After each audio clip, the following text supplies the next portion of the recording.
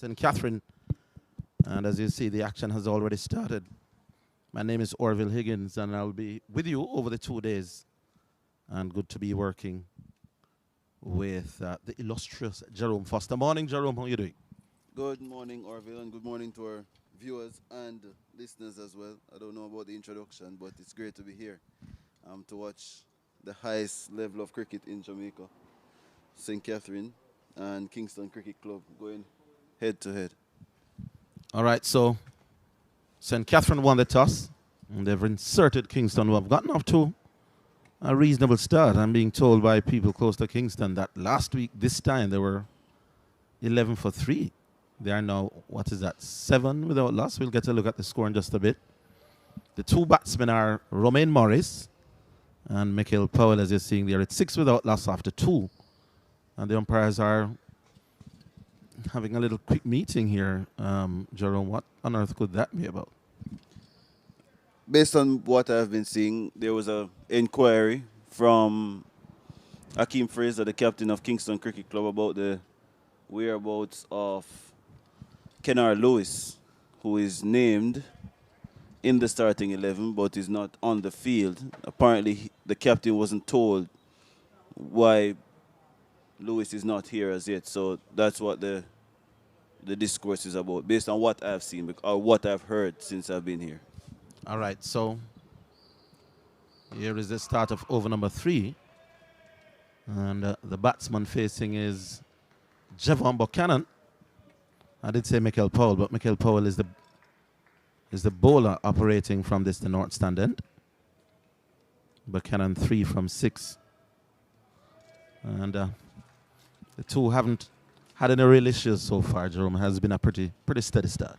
Indeed, they have been very watchful, especially Buchanan. He has left alone a couple of deliveries outside the off stump from Powell, who is really not slanting the ball across as you'd expect. He's bringing the ball back into the left-hander. And this is punched down the ground. This could come all the way down towards Long On. It's a lovely shot. And that's the first boundary of the proceedings. Ball pitched up. And punched it back down to Long On for first 4. That should give him some confidence. It should. Sweetly timed as well. Didn't try to overhit the ball. It was coming back towards him. And the hardest shot they say to play in cricket is the on drive. He could have easily gone through mid-wicket, but he held his positioning, head over the ball, and just eased it back past the bowler into the boundary for 4. There's Powell again. And this is whipped. Wide of Medan. Again, this could go pretty close to the boundary. It does. That's 4 more. That's a lovely on drive. And I'll take a little issue with the on drive being the most difficult shot. Jerome, the kind of shots that they're playing now, the reverse sweep, the dill scoop, that statement maybe have been true 15 years ago. But that was a lovely shot. The ball coming in from the slinging arm bowler and the ball drifting onto the pads. Well played. Nice timing as well. Didn't even try to hit it too hard. He just eased into it and let his timing take over. And the outfield is electric. It's fast. He just ran away from the man at mid-on. Had absolutely no chance. This time, the ball may have just gone the other way. Landed just outside off. Not shaping back towards the left-hander. That was well bowled. A little bit closer, but at least on that one, we saw where the angle was heading towards slip. Good ball. And moving away from his start delivery, which is coming into the left-hander. It's probably the first time we saw a delivery going across the left-hander from Powell. And Buchanan, who has faced, 9 deliveries so far, just looked at it with 2 slips behind him, didn't have any intentions of playing. And Kingston, based on what we have heard since morning, 14 without loss is actually a healthy position for them. Oh, that's lovely. What a shot that was. That was lovely. That probably is my favorite of the 3-4s we have seen this morning. A spanking cover drive. Lovely shot by Buchanan. All of a sudden, it's now 14 without loss. 3 lovely shots. With great ease as well. He just eased into it as well. Overpitch delivery from Powell, almost as if he's compensating to get that inward movement, trying to get towards the pads. Good balance shown from Buchanan. And again, he didn't throw his hands at the ball. He allowed the ball to come to him, and then use his hands and eye coordination to good effect. And it raced across the outfield once again. The man at cover had absolutely no chance. And that's what, 3 boundaries in the over, and I beg to agree with you. That was the best of the lot. Lovely shot it was. Buchanan has gone to 15 from 10. I think Michael Powell is probably a little guilty of being a little bit too full. And he's searching for movement. He's searching for swing. He's searching to get the stumps and the LBW involved. Only 2 slips in play. Probably needs to bring his length back a bit. Oh, that is even more pleasant, and it's an exhibition of driving here. Oh, what a lovely off drive that was. We had 2 whip through the onside, and for good measure, Buchanan is saying, well, I can play through the offside as well. And if you want to know how to deal with pitched up deliveries driving both sides of the wicket, you've gotten a perfect exhibition of that. 22 without loss, and Buchanan goes up to 19 rather good looking runs. Overpitched again, but you can't take much away from the batsman. He had to come forward. He had to deal with whatever movement was there. It wasn't a lot. Just had to get it to either side of the man at mid-off, and he did so expertly. That one went to the boundary the quickest. Sweetly timed again from Buchanan, who looks a quite positive player, but he also looks technically solid. He's not rushing onto the front foot. He's waiting on the deliveries, and that's a good sign as well. And Powell probably needs to think about his length a bit, seeing that the ball is not swinging all about. He needs to probably bring it back a bit and think about getting the slips involved rather than trying to get that LBW and bowl candidate that he's searching for. All right, so it's about to be the start of a new over. And this time Morris is on strike. Oh, he spanks that through the covers. Wow. Well, these 2 absolutely mean business here, Jerome. That one was short. And he slapped that square through the offside for another good shot. Another 4. Yeah, that's a long hop from Elvis O'Connor. That probably his worst delivery as bowled in 7. And it was duly dispatched by Morris, who loves it short outside the off stump. He's diminutive, but he packs a punch, especially square of the wicket. So you have to be a little bit straighter to him, O'Connor. And that was bad and duly punished as well. It's not a T20 game, folks, and it's not a one-day game. But it's shots galore at the moment. And that's tucked away out towards backward square for a single. And overcompensating from that short one outside off this time was a little bit too much into pads. Morris goes to 8. It's now, what's that, 27 without loss. Yeah, 2 straight this time. And in the 20 balls bowled so far this morning, St. Catherine can be accused of bowling 2 sides of the wicket, either too short outside the off stump, too straight, or overcomplicating and bowling too full to both left-handers. So it shouldn't be a challenge as to where they want to pitch, because it's the same style of batting. It's just to get your areas and being consistent. And maybe they're just striving too much to get that wicket delivery. 27 from 3 overs is too quick. Can be a little bit more patient, build up pressure, and see what comes of it, rather than trying to get that glory delivery and that glory ball. Yeah, here's O'Connor again. And this one is steered out towards point. And that's more the area that you were suggesting. Top of off stump. That's where problems are created in cricket, especially for a batting unit. Left-handers love anything outside the off stump. Any form of width outside the off stump, they're going to use their arms, because that's their strongest scoring point. You just need to be a little bit straighter. Even though the ball is going across the left-hander naturally, you would need to be on middle and off stump. Again, this is whipped out towards backward square again, so the radar has not been found. And as you said, Jerome, not really building up a consistent line and length. And there's the old adage that says 3 or 4 maiden overs can be as good a wicket-taking formula as a magic ball. Indeed, and that was 2 straight again from O'Connor. Probably, and you don't want to be run around captain as well. They don't want to be supporting bad bowling. And well played by Morris. That's a better delivery. You could see the confidence. Morris solidly in behind that. 28 without loss from 3.5. It's a really interesting start here by Kingston. No, you could tell he's comfortable. You could tell he's confident. He came behind that. He posed a little bit for the cameras. After 4, it's 28 without loss, with Kingston certainly starting well here. And you can see that St. Catherine are planning to make a change in the bowling attack. And not surprising, based on what Powell has done in the last over. You probably could give him another over just for good measure. But you don't want the scoring rate to be getting out of hand. And Pete Salmon is prepared to come on to bowl. But as well as that, we haven't seen a lot of movement as well from either party. Elvis O'Connor in his first over got a couple to jog back towards the left-hander.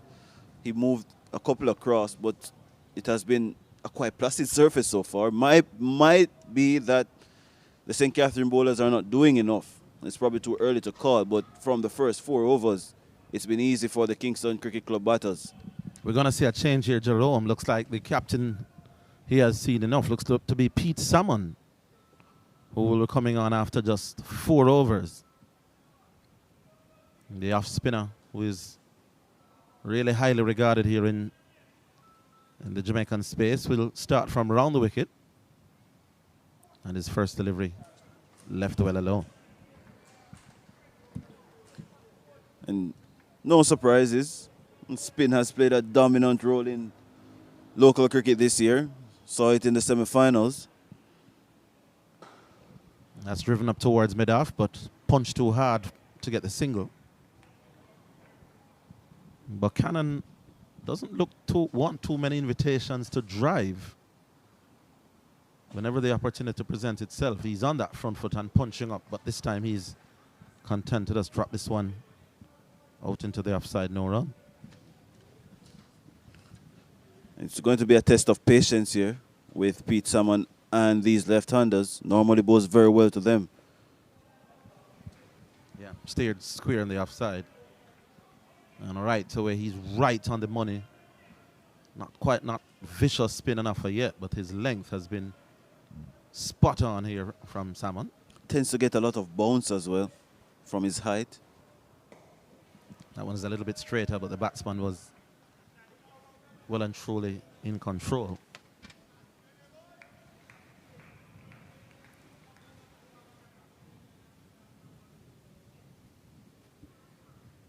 So he drives again, but straight to the man at a little deepish mid-off, and that's the end of Pete Salmon's first over. It's 28 without loss.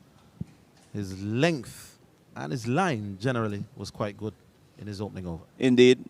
Outside of the last delivery, which was a little bit too full for my liking, he still had the bat. He had Buchanan being very watchful, coming onto the front foot. Got a couple to pop off a length as well. So, not dangerous by any stretch of the imagination, but a much more controlled over from the bowling perspective from St. Catherine, who I thought has been a little bit indisciplined so far to start this proceeding, especially after winning the toss and inserting the opposition. You want to be on the front foot, you want to be disciplined, and you want to have accuracy as well with the ball. O'Connor bowls, and that's punched pleasantly down towards long on. It has been an exhibition of front foot driving here on this rather sunny day here at Sabina Park. That one was pitched up towards middle and leg, and it was punched pleasantly down towards mid-on. Not a man moved. And looks to be a nice batting wicket here, Jerome. Ball coming on nicely. That one was definitely overpitched though, yeah, and dealt with properly. As much as you're being watchful as a batter, you still need to be aggressive when the options are open. And I think both Buchanan and Morris, they're doing that expertly. That was pulled out towards a wideish long on with impunity. That was played well. It was from outside the off stump, so he had to fetch it a little bit. But he did hit that with some power. And if we're seeing driving, now we are also seeing people pulling as well. And this is quite an ominous start from the Kingston opening pair. He absolutely slapped that one, did Romain Morris. It was short, and it took some time to get to him as well. No pace from Elvis O'Connor. And he absolutely smashed it in front of square. And that tells you how easy it was. It went to the right of the man at mid-on, almost back past the bowler. Disdainful. He's going for the pull again, but this time the man out at this widest long leg position will get it. Well, scoring pretty easy at the moment. And I'll tell you the score in just a bit. It's 37 without loss. And now Buchanan comes back on strike. And they're just in the 6th over here, so they're going at a quite frenetic pace for the opening day of a 2-day match. Tells you about the quality of the bowling that St. Catherine has offered so far this morning. Yeah, when you win the toss and insert their position, 37 without loss is not the aim. That is banked again, square on the offside. These are some shots. The bowling is not the greatest, you will admit. But the shots still have to be played, and that one was really just spanked. It's not what you would say in old-fashioned cricket. This is not swiping. These are some genuine cricket shots.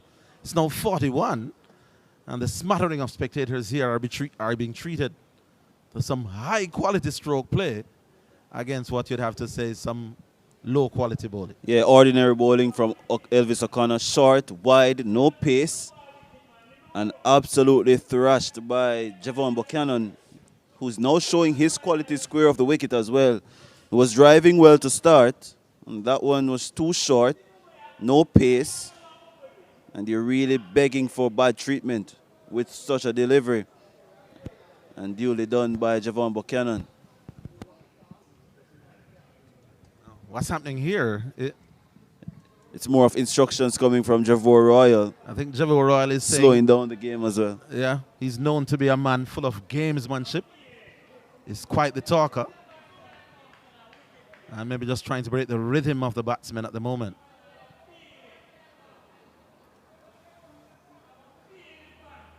It's difficult to tell exactly what he's saying, but O'Connor will continue against a rampaging Buchanan. Driving out to mid-off, can't score. And he's saying to O'Connor, this is where we want you to bowl. As we see Kennar Lewis arrive. And still not the best of deliveries there for my liking. Still a little bit too full. Buchanan could have easily gapped that ball to the left of the man at extra cover. It's probably been a little bit too watchful there. It was a bad delivery. Yeah, that one was angling towards mid and leg, kept the bat straight, out towards mid-on, end of the over. And we'll tell you how many the batsmen have got in just a little bit. Buchanan is on 24, 17 to Romain Morris. And it's 41 without loss. Another relatively expensive over. It was, and no real sense of direction as to what the bowlers are trying to do in terms of their plans or what they're trying to achieve with what they're with the lines and the lengths that they have offered up so far this morning. They have been too short, in some instances too full.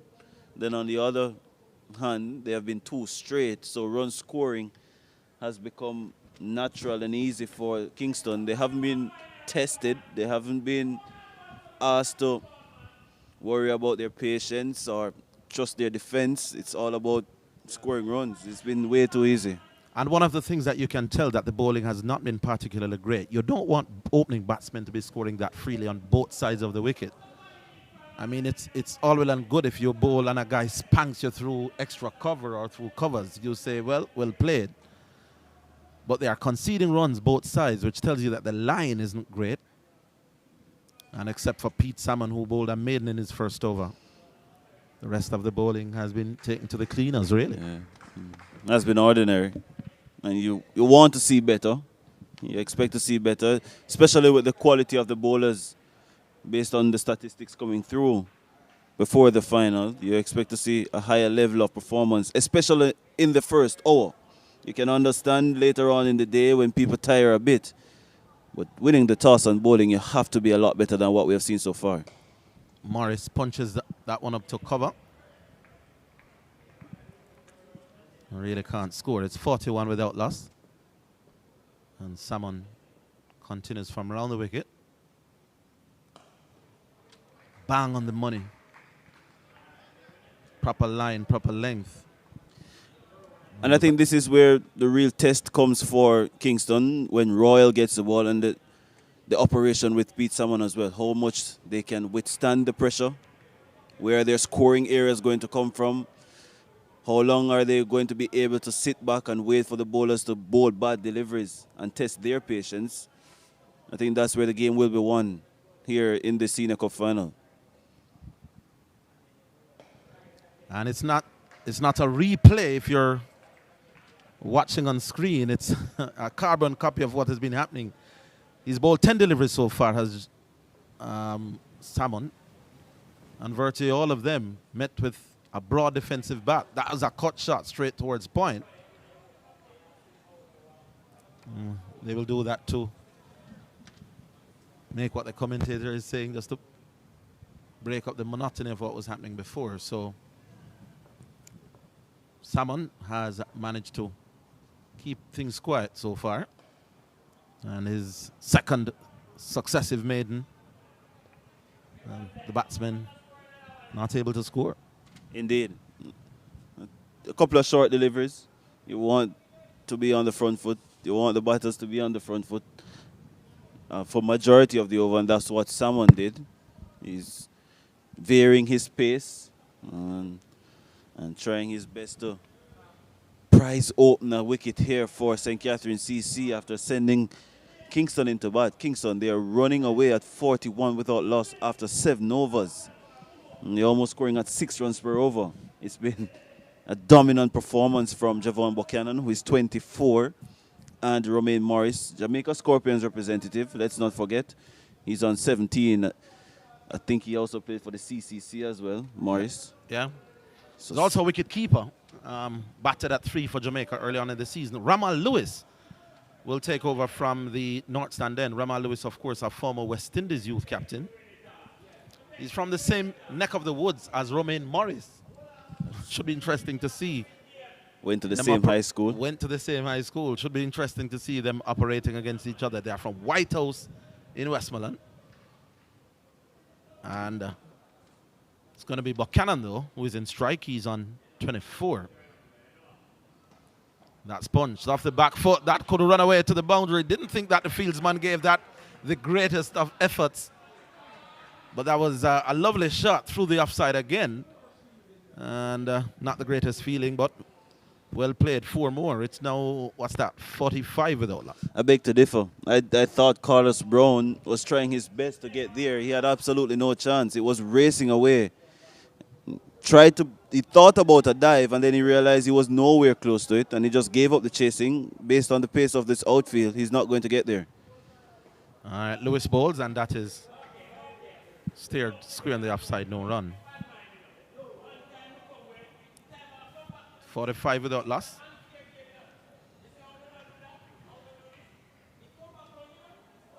And we see 2 off spinners in operation at the same time. The pace bowlers quickly dispensed with. Here's Lewis. That was a little bit quicker, a little bit flatter, but well played by Buchanan. And as you see, there's a slip. There's also a man under the lid at forward short leg.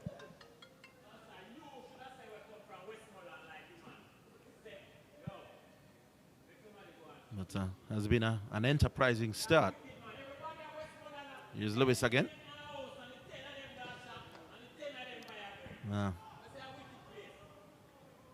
They say never run on a misfield, Jerome, but I think the single was there. It was.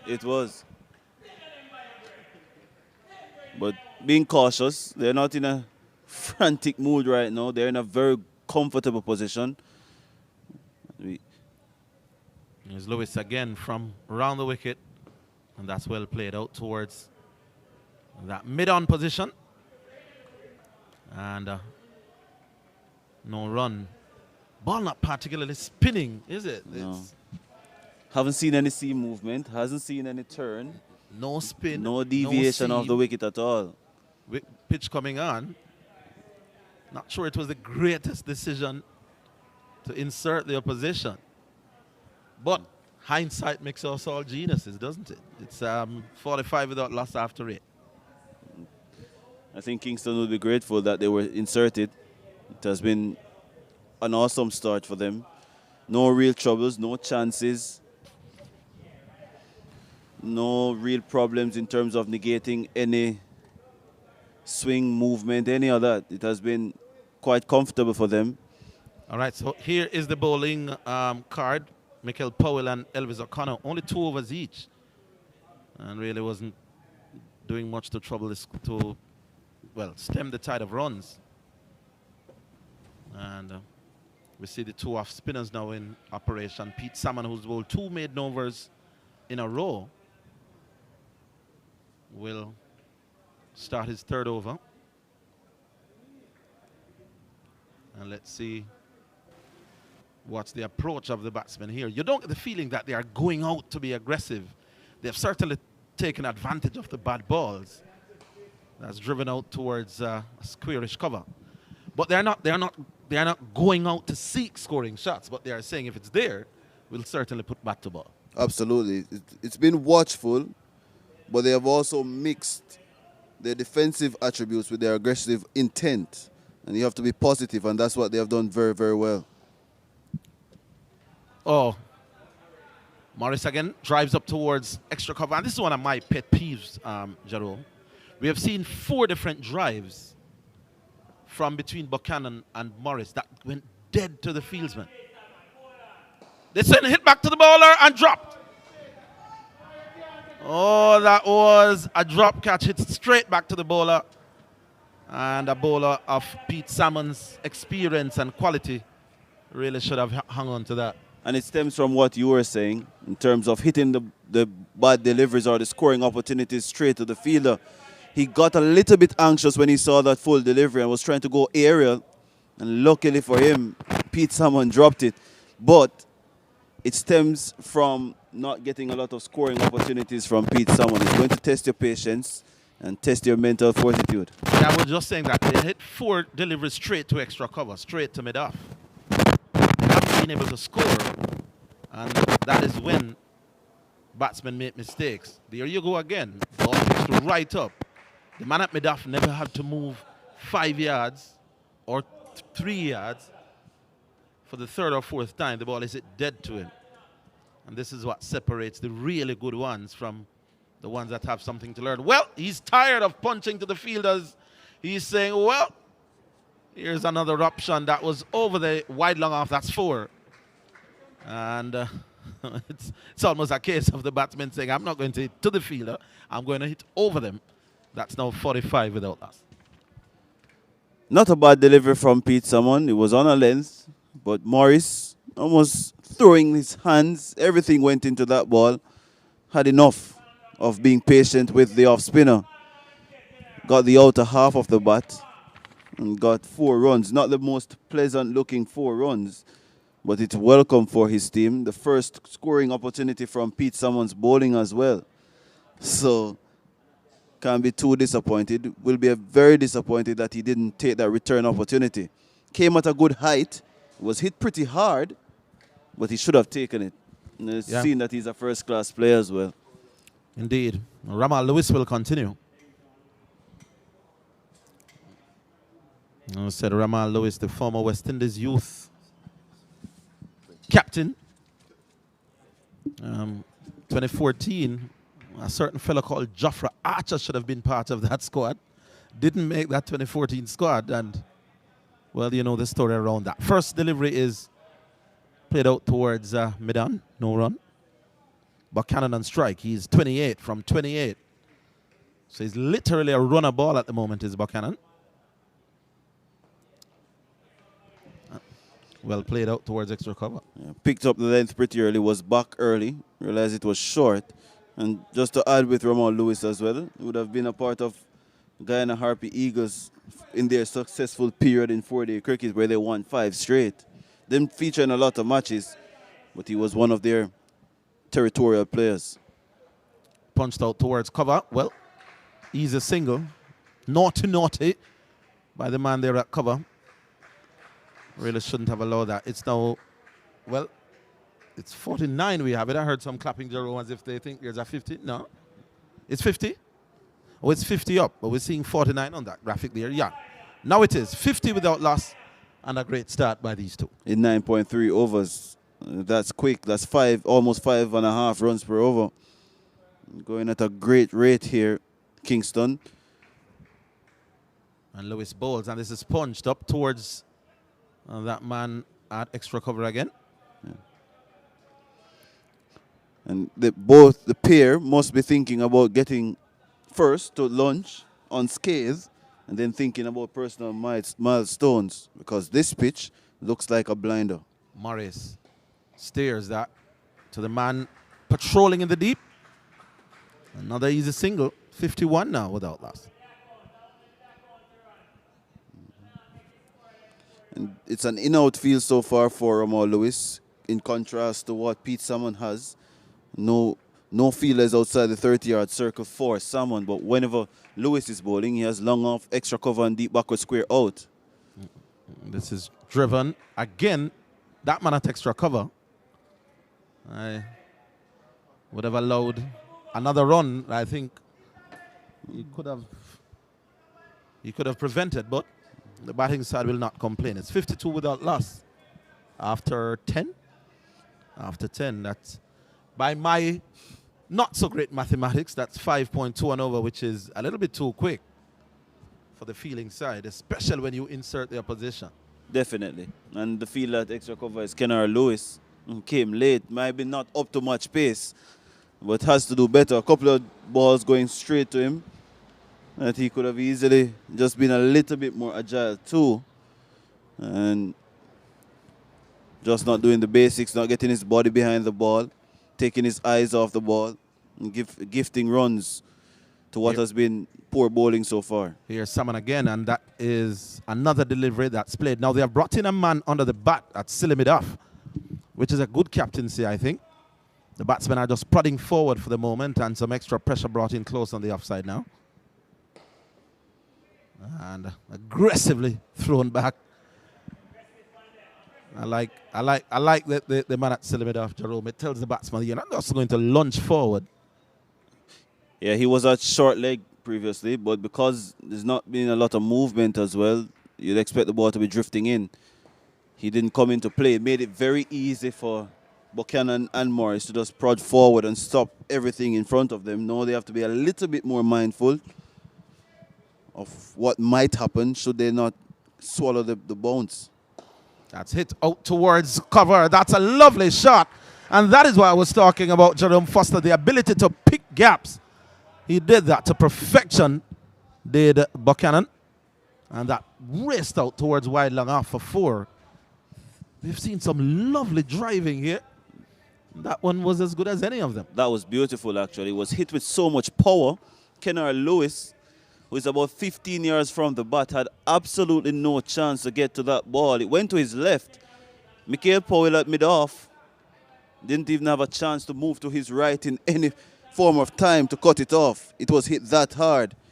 And it wasn't overhit as well. He got over the ball, did Javon Buchanan. He's on to 34. Again, he plays forward. This time, someone comes from over the wicket. I wonder what would that be about? It's probably just trying to get him at slip with the angle. The ball certainly not spinning. That's hit over the offside, and again races. Oh, it's dead ball. Why would that be a dead ball? Not sure. Must be some amount of talking. They were signaling to the man at deep backward square to move to his right. That's Elvis O'Connor. So might as well have been a distraction to the umpires. Well, guess who wasn't distracted? Javon Buchanan wasn't. He absolutely He's slapped probably it. saying, allow them to talk, umpire. I'm quite content just driving away. I think on an occasion like that, the batsman should not be penalized. If you're talking and he can spank you for 4, then the run shouldn't be taken from him. But anyway,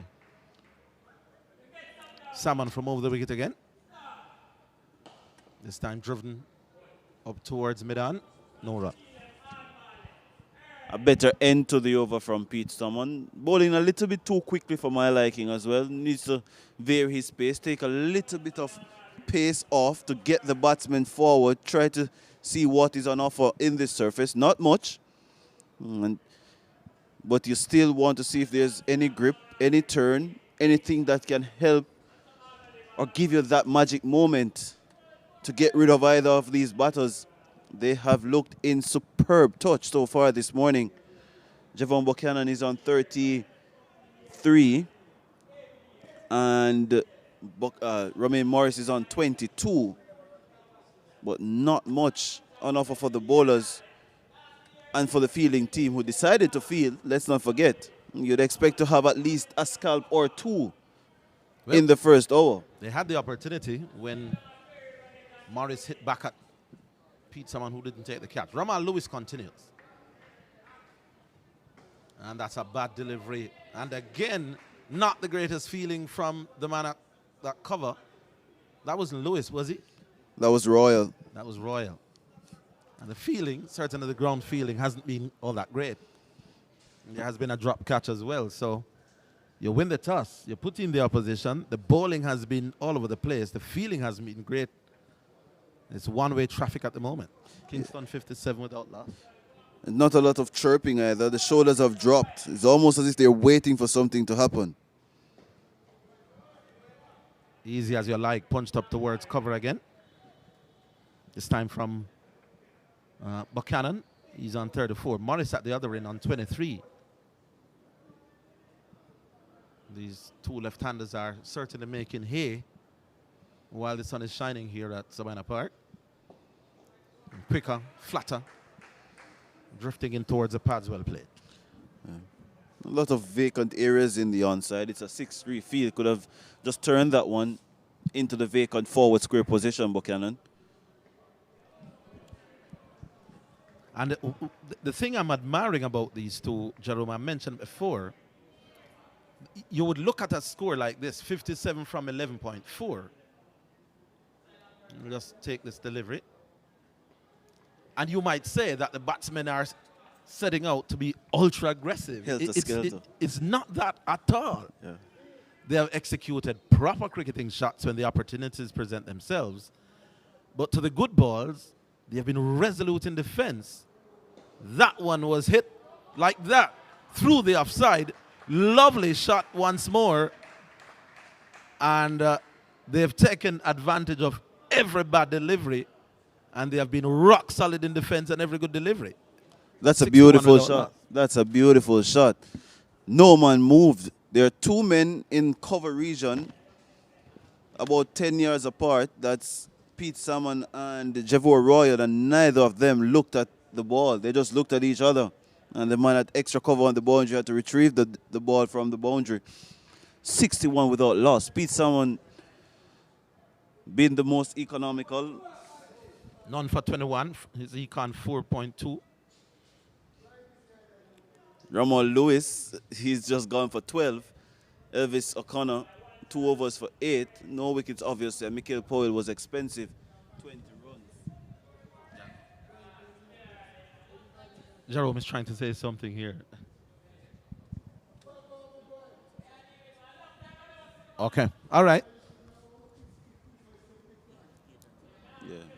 Only 8 runs conceded by Pete Salmon so far. Right, so there's a little change there. So here we go again, 61 without loss.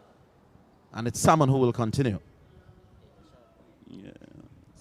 So it's not none for 21. He's actually none for 8, we are being told. So an adjustment to be made to that. Romain Morris, in the meantime, pleasantly plays up to the offside. Except for that drop catch. These two have hardly put a foot wrong. The man at Silimidaf has now come back to forward short leg. Jerome, as a captain, what's the reason behind that? Again, the angle from around the wicket. Angle as well as differing in terms of who is on strike. Morris is not really popping forward as much as Javon Buchanan as well, based on what we have seen so far. So someone from around the wicket is not going to get a lot of turn as we have been seeing, so it's more drifting with the angle. So anything going short would more likely to go to short leg rather than silly point. Maybe the first play and miss that we have seen all game. Didn't know that that could happen. Not sure that that was wide enough for the cut shot. Was too close. It's too close. Yeah, too close. And it would look like the arm ball as well. Salmon to Morris. He sweeps out towards backward square. And we've seen all the array of shots. He played that quite well. And one more run to him. If I was the coach, I wouldn't be too pleased with that shot. And seeing that it was a little bit straight, almost as if he swept on length rather than line there. Driven by Buchanan out towards the man at just forward of point. Doesn't score. End of another over. And these two left-handers continuing to do well. Romain Morris and Buchanan have not been separated. They have really not looked like being separated except for that return catch that was spilled. It's 6-2 without loss. And St. Catherine may quietly be regretting their decision to send in this Kingston team. And the more was their undoing, Morris's undoing. He was trying to go over the top to a delivery. Not really anything magical from the bowling perspective. And would have been very disappointed had he gotten out then, because things looked very easy for Kingston at that point. And now they're scoring at close to 5 runs per over. They were scoring at close to 6 runs per over in the first 10 overs of this encounter after being sent into bat. So they've slowed down a bit, but it hasn't been too detrimental. Much better control from the spinners. And you expect that to experienced bowlers, or all-rounders if you want. Yeah. So one is punched up back towards mid-off. No run. Ramal Lewis is one. And this could be a run out at the non-striker's end. Wow, and it looks like Morris may have just injured himself. Oh, he's gone down in a heap. Could have been, is that cramps or hamstring? How good at you are detecting these things, Jero? It seems as if it's a hamstring. He made a loud cry as well. Went forward, they stopped, they thought about it, then they changed their minds, went again, stopped. And then in the midst of turning, could also be his groin as well. My goodness. All of that happened, yeah. Remember, he's not just one of their premier batsmen, he's also the wicket keeper as well. And such a pity. And it's not the best of sights. It seems to be okay now, seeing that he has gotten up without any help. That's always a good sign. Yeah. And getting hydrated. But it's probably the only way at this point, St. Catherine, we're going to get a wicket or an opportunity. It was a terrible mix-up. Morris was ball watching. Buchanan realized that it was gone into a vacant space. I wonder if you could see the replay, Jerome. And if the sudden stop and start could have led to what happened to Morris. Could have been. And it also could stem from the surface as well, with the tinge of grass on it as well. It's now, what, 62 without loss. Buchanan closing in on a 50. He's 38. Morris is 24. 62 without loss. And interestingly, no extras have been bowled as yet as well. So, yeah. Good so all the runs are coming from the bat. But it hasn't been great bowling, if we're being very honest. It has been two-sided, too easy for runs on either side, whether the offside or the leg side. Have the umpires decided to take the water break? Is this an official water break? Seems so. They are taking their drinks. Which would be the smart thing to do. We are maybe 7-8 minutes away from when the official water break would be, so I think it's good umpiring if that's the case. And I think the most important thing for Kingston as well is that Morris is back up and he looks in better shape than what he was a couple seconds ago, where it was more of a worrying sign, and is now in discussion with his partner, so he looks set to restart quickly. And we'll take a break until action resumes.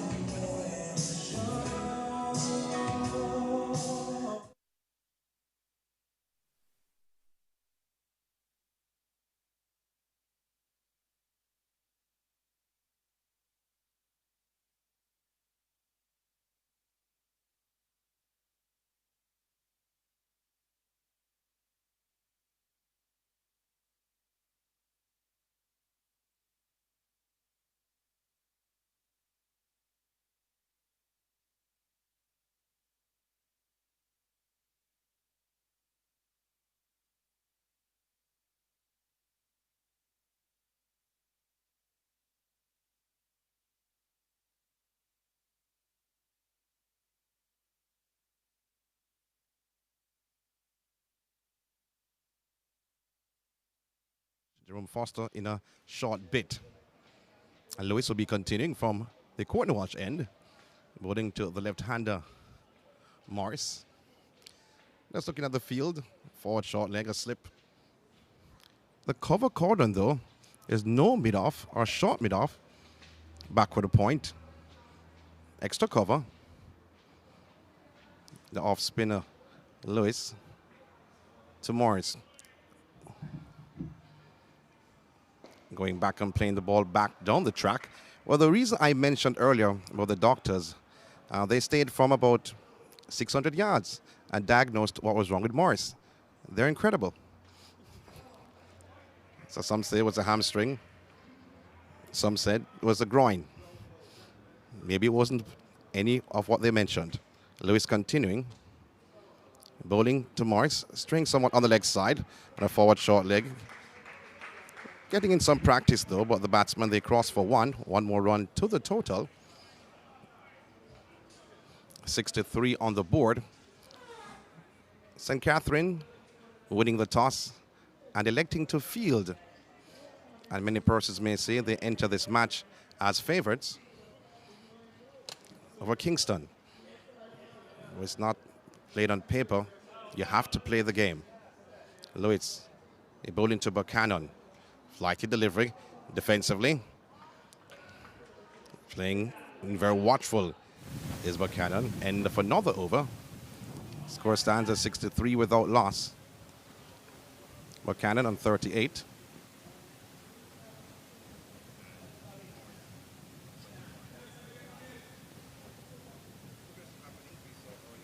Morning.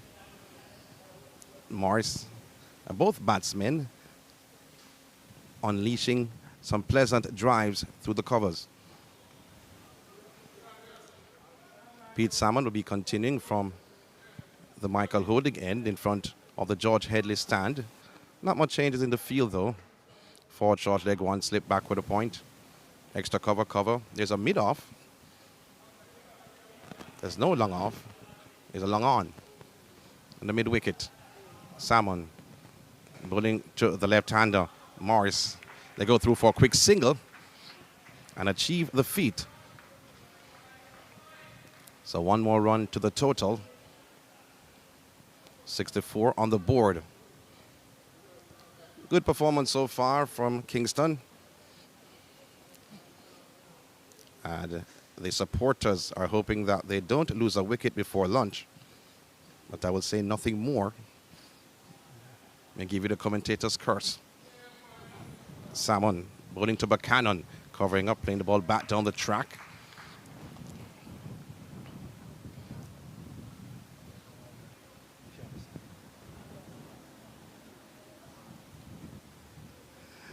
So still a dot delivery from Salmon.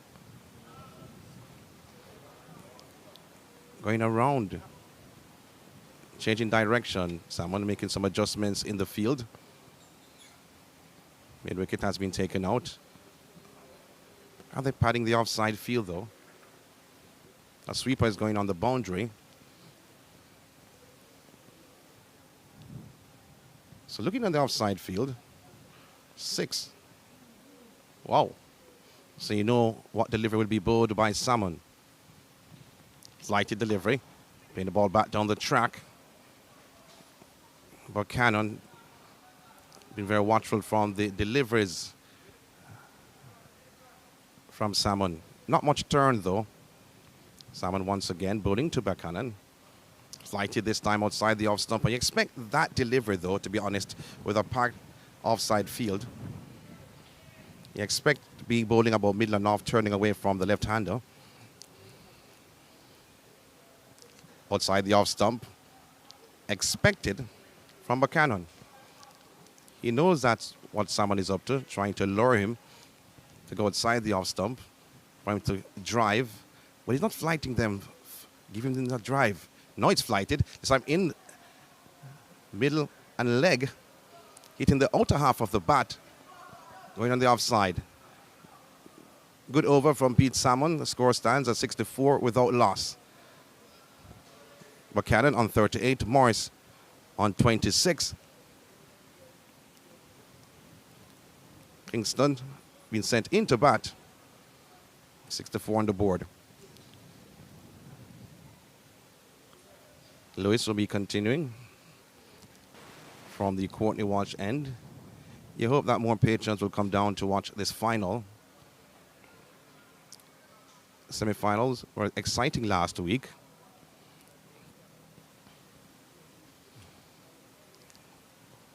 Lewis bowling to Morris. Into the left-hander. Bat down the track. Morris plays. Forward short leg, one slip. A long off, mid-on. Into the left-hander again. Rushing that shot was Morris. Defensively, though, that delivery met with some applause from the fieldsman. Into the left-hander.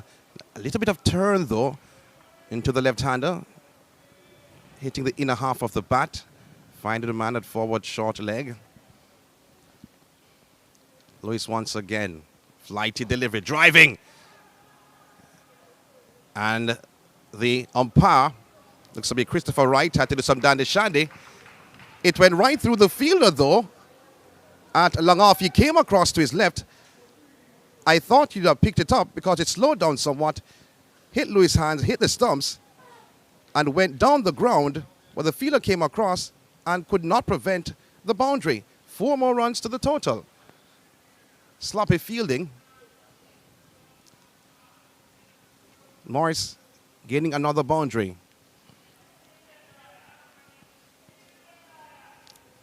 Lewis flighted that delivery, tempted Morris. He drove. Will he do the same thing again? Into the left-hander. Defensively, he plays. Back down the track. Bright and sunny here at Sabina Park for day 1 of the 2-day final. Ball on the outside. Beat the man at backward point. Oh, the fielder's gone down to the end. Gooley run him out. Buchanan came down the track. Morris did not move. He had to scamper back to his crease. The throw to the non-striker's end. Lewis dive, deflected off his hand, threw to the stumps, but the batsman was home.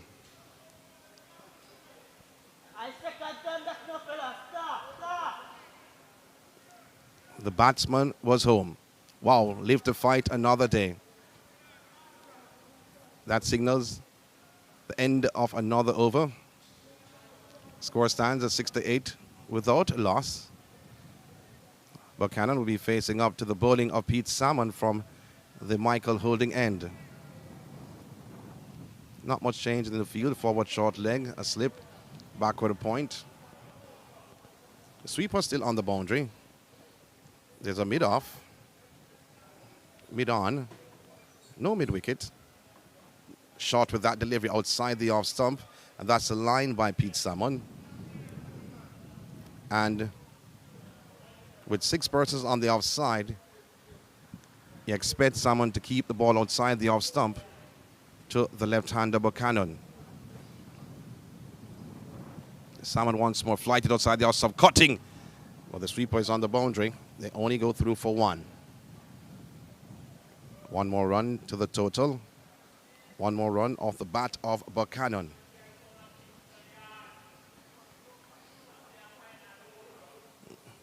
Morris be facing up to Salmon. Well, the mid-off has gone back to long off.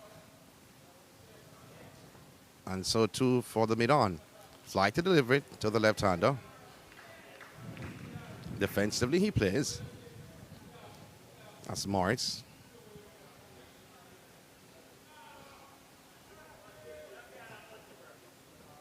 Salmon once again.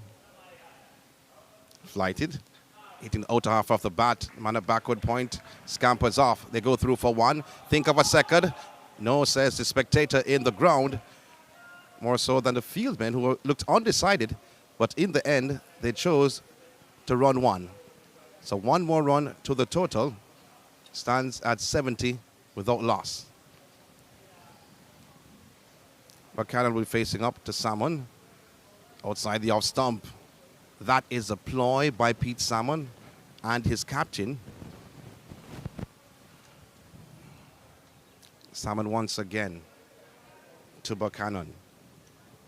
Light breeze bring over the ground, fly to delivery.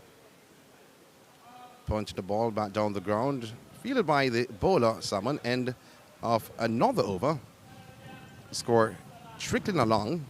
The 70 without loss. This after 17 overs. Buchanan on 39, Morris 31 from 48 deliveries. And there's going to be an adjustment. You see Pete Salmon figures on the board. So a slight adjustment will be made later on. But it's a beautiful day for cricket. Standing umpire is Christopher Wright. Javor Royal now. Change in the bowling. Lewis has been replaced by Royal.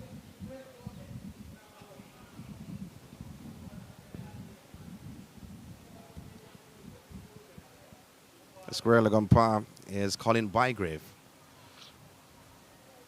Still spin.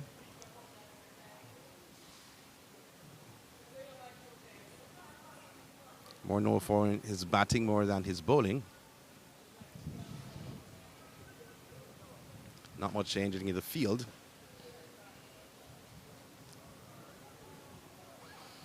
So Javor Royal has been a young star.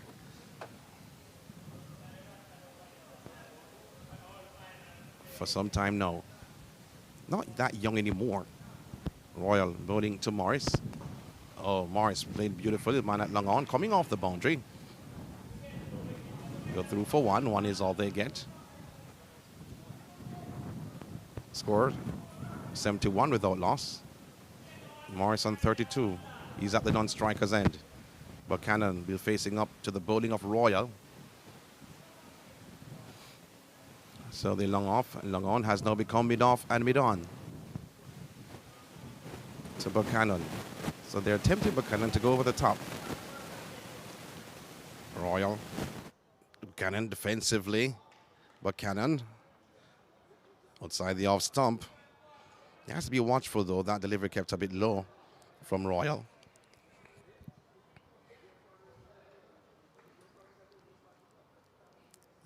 Beautiful skies on this Saturday afternoon as we watch Buchanan cover up defensively from that delivery from Royal.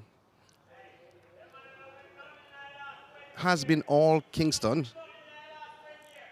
so far in this morning session. Royal bowling once again, coming down, going over the top and bisecting both fielders mid-off and mid-on. And we said before they would want him go over the top. He took the bait, he did just that, and he got just 1. So 1 more to Buchanan. because they pulled up the fielders long on and long off to mid-on, closing the fielders to say, okay, go over the top. And he did just that, but did not make the boundary, just one. So Morris, the mid-on, now going to long on. Royal bowling to Morris, beating the outstretched left arm of the bowler, diving across the pitch. But the batsmen, they go through for one more. One more run to the total, 73 without loss. One more run to Morris. Buchanan facing up once again to Royal. The long on coming up to mid-on. Trying to angle the ball down to the third man region. They thought of a single. And very good work from the man up back with a point coming to his right, preventing a single. End of another over. The score stands at 73 without loss. End of the 18th. Buchanan on 40, Morris 33. Royal's first over. 3 runs coming from it. So St. Catherine winning the toss and electing to bat. Sir Louis has changed ends, though. He's replacing Pete Salmon. Sir Louis, who was operating from the Courtney Walsh end, now operating from the Michael Holding end in front of the George Headley stand.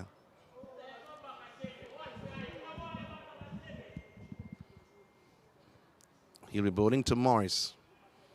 Extra cover. A cover fielder, back with a point, slip, forward short leg.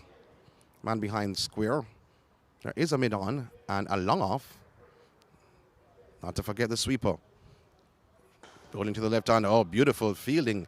This by Ramon Lewis, going across to his right. Maybe he has some goalkeeper prowess in his veins.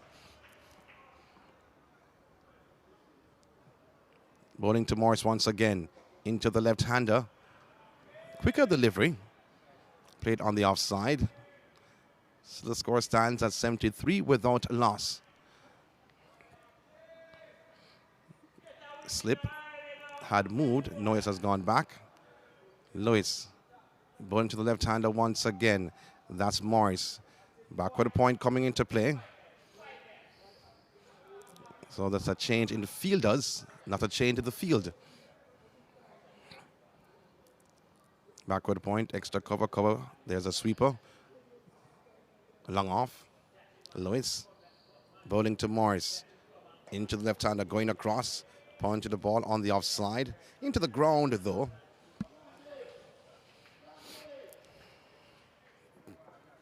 They've been very mean, the bowlers of St. Catherine. Punching on the offside. Not offering anything for the batsmen to drive.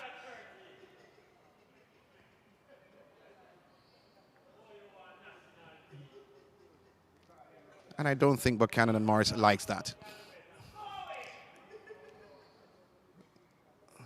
So Lewis continuing just in front of the George Headley stand. If you have ever been to Sabina Park. Bowling to the left-hander once again. That's Morris covering up defensively. Posing like pictures are being taken. End of another over. A better over from Lewis. So it has made a difference, though, changing ends from the Courtney Walsh to the Michael Holding end. Maybe not in the wicket-taking department, but in the run-scoring department. So 73 without a loss after 19 overs. Buchanan on 40 and Morris 33.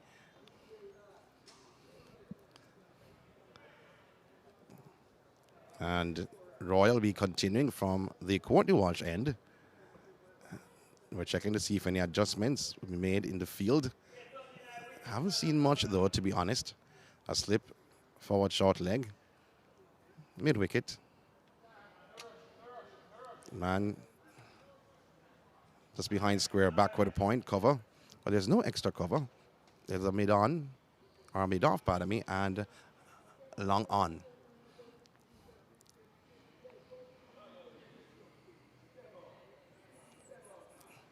Going into the left-hander.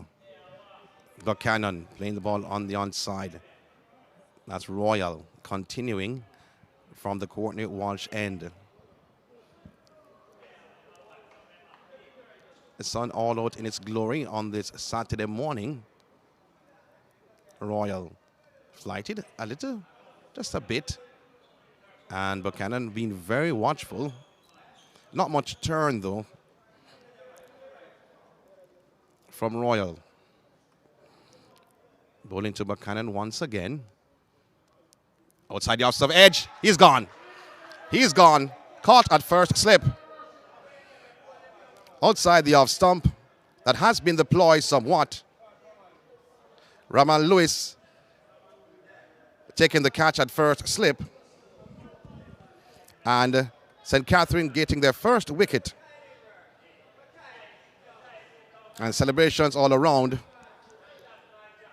They have been working in the field, you may say.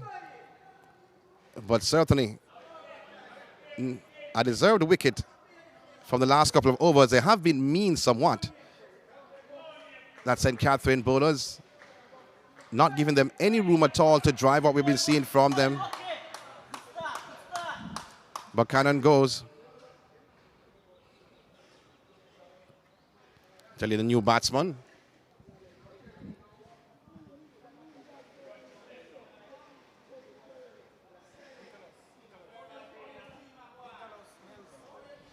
So Nelson is a new batsman. Can call him NN, first name Nicholas.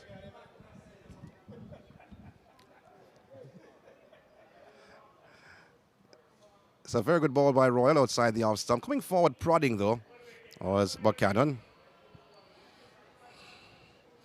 So now right and left combination at the wicket for St. Catherine. Royal continuing from the Courtney-Walsh end. Although right-hander, same type of field. Backward point, cover. Extra cover. A new batsman. There's a slip. Royal delivery kept low as we stated before in his first over. The Royal bowling to Nelson. Covering up. Playing the ball back down the track. So the umpire right, just making a signal to the other umpire, Bygrave. Driving is Nelson. And there's someone in the stands, though, giving some instructions to the batsman to go for one. Maybe that fan is from St. Catherine. Royal, once again, bowling to Nelson. Coming forward, playing defensively on the offside. End of a successful over for Royal. Was taken 1 for 3. Nelson, yet to get off the mark, has faced 3 deliveries. Morris, 33 from 56 deliveries. 73 for 1. Kingston, after being sent into bat. St. Catherine, they won the toss earlier this morning. As you look back on the replay, that first and only wicket this morning. So Morris will be continuing. Well, he has to. He's there. Lewis, on the other hand, from the Michael holding end, bowling to Morris. Flighty delivery, coming forward, driving, can't be the cover cordon. I was said before how many persons on the offside. 6 persons are still there. Lewis once again, flighted outside the off stump, driving in the ground. Spectators catch more so than anything else. Morris seems like he's opening his shoulders now. Lewis flighted deliver outside the off stump. Morris comes across. No run scored from that delivery. In fact, from all the deliveries bowled so far, this 21st over by Lewis. Bowling to Morris once again. Quicker delivery, pulling. They go through for 1. A bit short with that delivery, though, from Lewis. And 1 is all you get. As said before now, right and left-hand combination. Morris, the left-hander. Nelson, the right-hander, has faced 3 deliveries so far. Nelson is in because of the dismissal of Buchanan.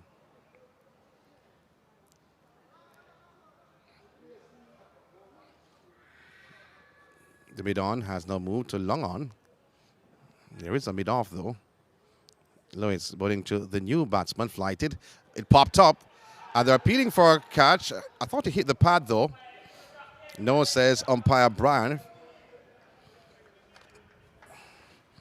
I think he made the right call.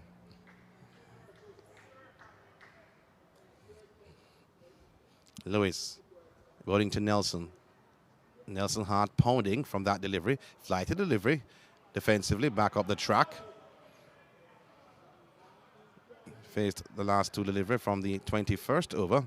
Score stands at 74 for 1 as Kingston, after being sent into bat.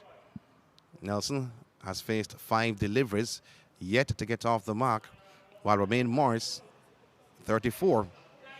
He'll be facing up to the bowling of Royal. The only successful bowler is for St. Catherine.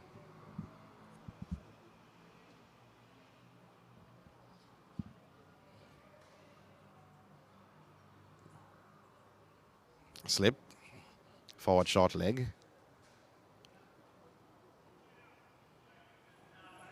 Backward of square. Backward point. The cover. Bowling to the left hand outside the off stump. That's the delivery. And you know, not a lot of height from the deliveries from Royal. And prodding was Morris. Royal once again. Bowling to the left-hander. This time, middle and off. Ball played on the offside. Royal once again going by umpire right. Into the left-hander on a forward short leg. Couldn't handle it. And they almost threw away the ball. Oh my, they have thrown away the ball. And it goes into the boundary. Oh my word. 4 runs to the total. Ridiculous cricket being displayed by St. Catherine. It was not a run. The fielder was throwing it hard to the wicketkeeper, was not at the wicket just as yet. Was that Kenara Lewis? And threw it right to the boundary for 4. So 4 runs off the bat of Morris. Well, that was given. I didn't know Christmas was around the corner. Maybe his birthday is today. But that was a present if you ever saw one. He played the ball, came off forward short leg.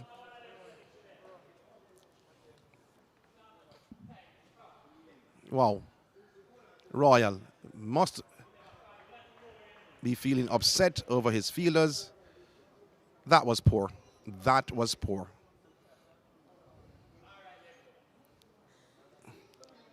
Royal continuing. Bowling to Morris. Going forward. Hitting the outer half of the bat, though. And all of his deliveries, I have not seen any bounce on any.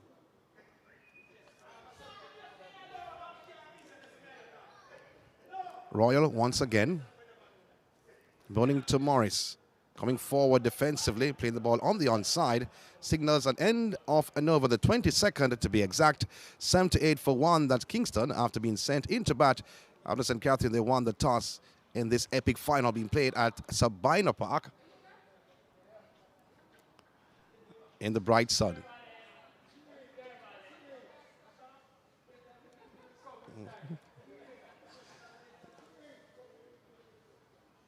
So Lewis will be continuing from the Michael holding end. Bowling to Nelson, who's yet to get off the mark, has faced 5 deliveries though.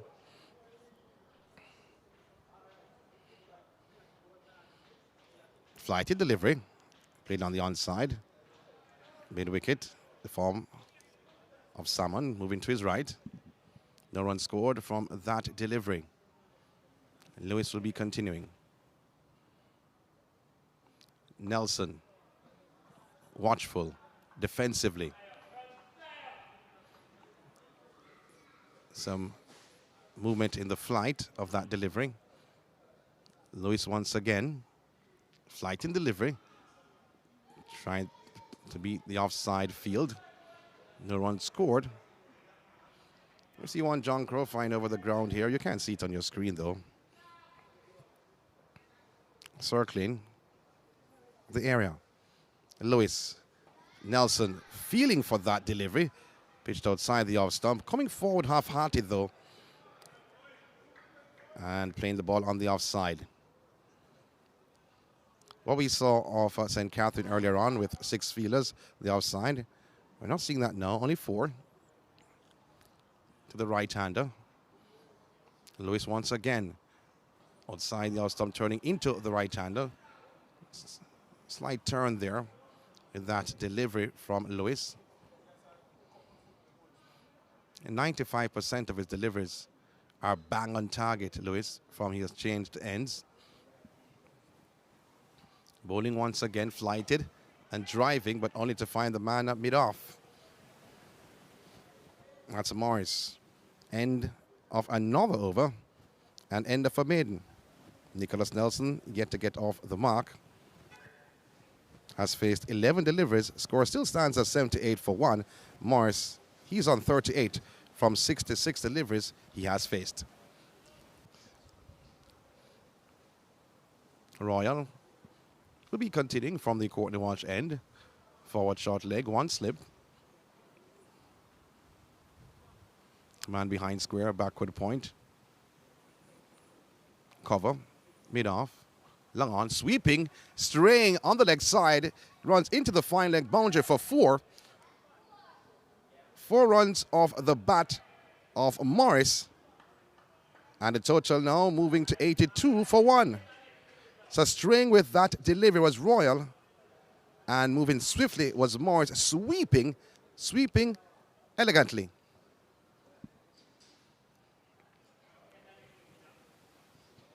So not happy with that delivery, though, Royal. Giving the young man feeling at the forward short leg some work.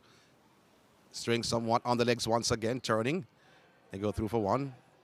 And a backward square coming in. 1 more run to the total. 1 more run off the bat of Morris.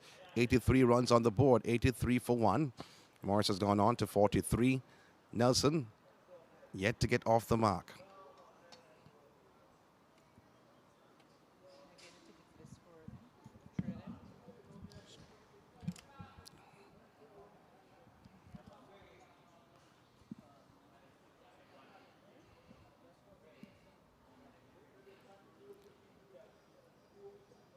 So once again, Royal to the right-hander though. Nelson has been extremely watchful since he has come in, since he has replaced Buchanan. Was caught at first slip of Royal's bowling.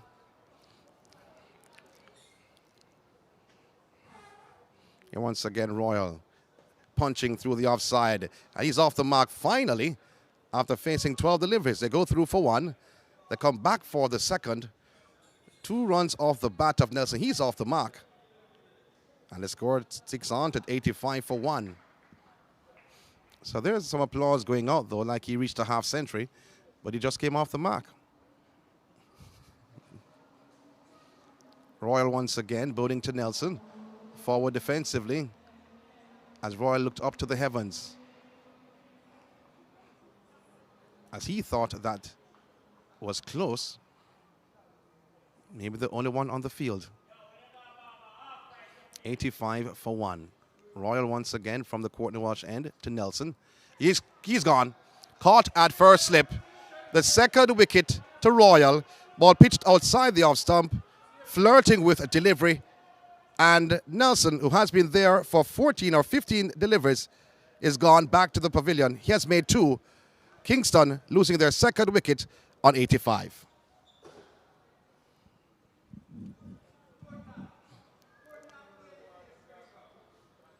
So Royal taking his second wicket. He strayed somewhat earlier to Morris, the left-hander on the leg side.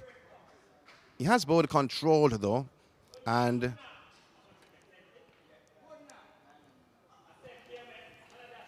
And let's see. Will he continue? Has been doing extremely good work for St. Catherine since he has been employed in the bowling department, if you want to use that term.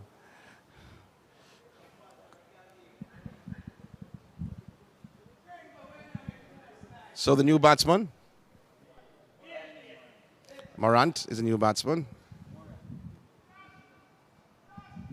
So Lionel Morant is a new batsman,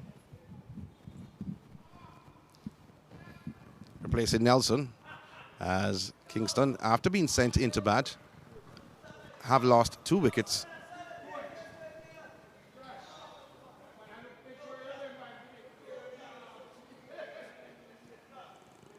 So Morant will be at the non-striker's end. Morris will be facing up to the bowling of Lewis. Is from the Michael Holding end. Extra cover, back with a point, sweep on the boundary. There is a long off, mid-on, slip, forward short leg, and backward of square. Did some guarding work, though, is Morant at the non-striker's end. Lewis continuing. Bowling to Morris. Short on that delivery. Punching. Good shot. They go through for 1. The sweeper come around to his right. And 1 is all they get. Bit short with that delivery from Lewis. You have not seen much of those deliveries. As we said earlier on, he has bowled extremely tight and with great control. The new batsman, Morant, taking his guard.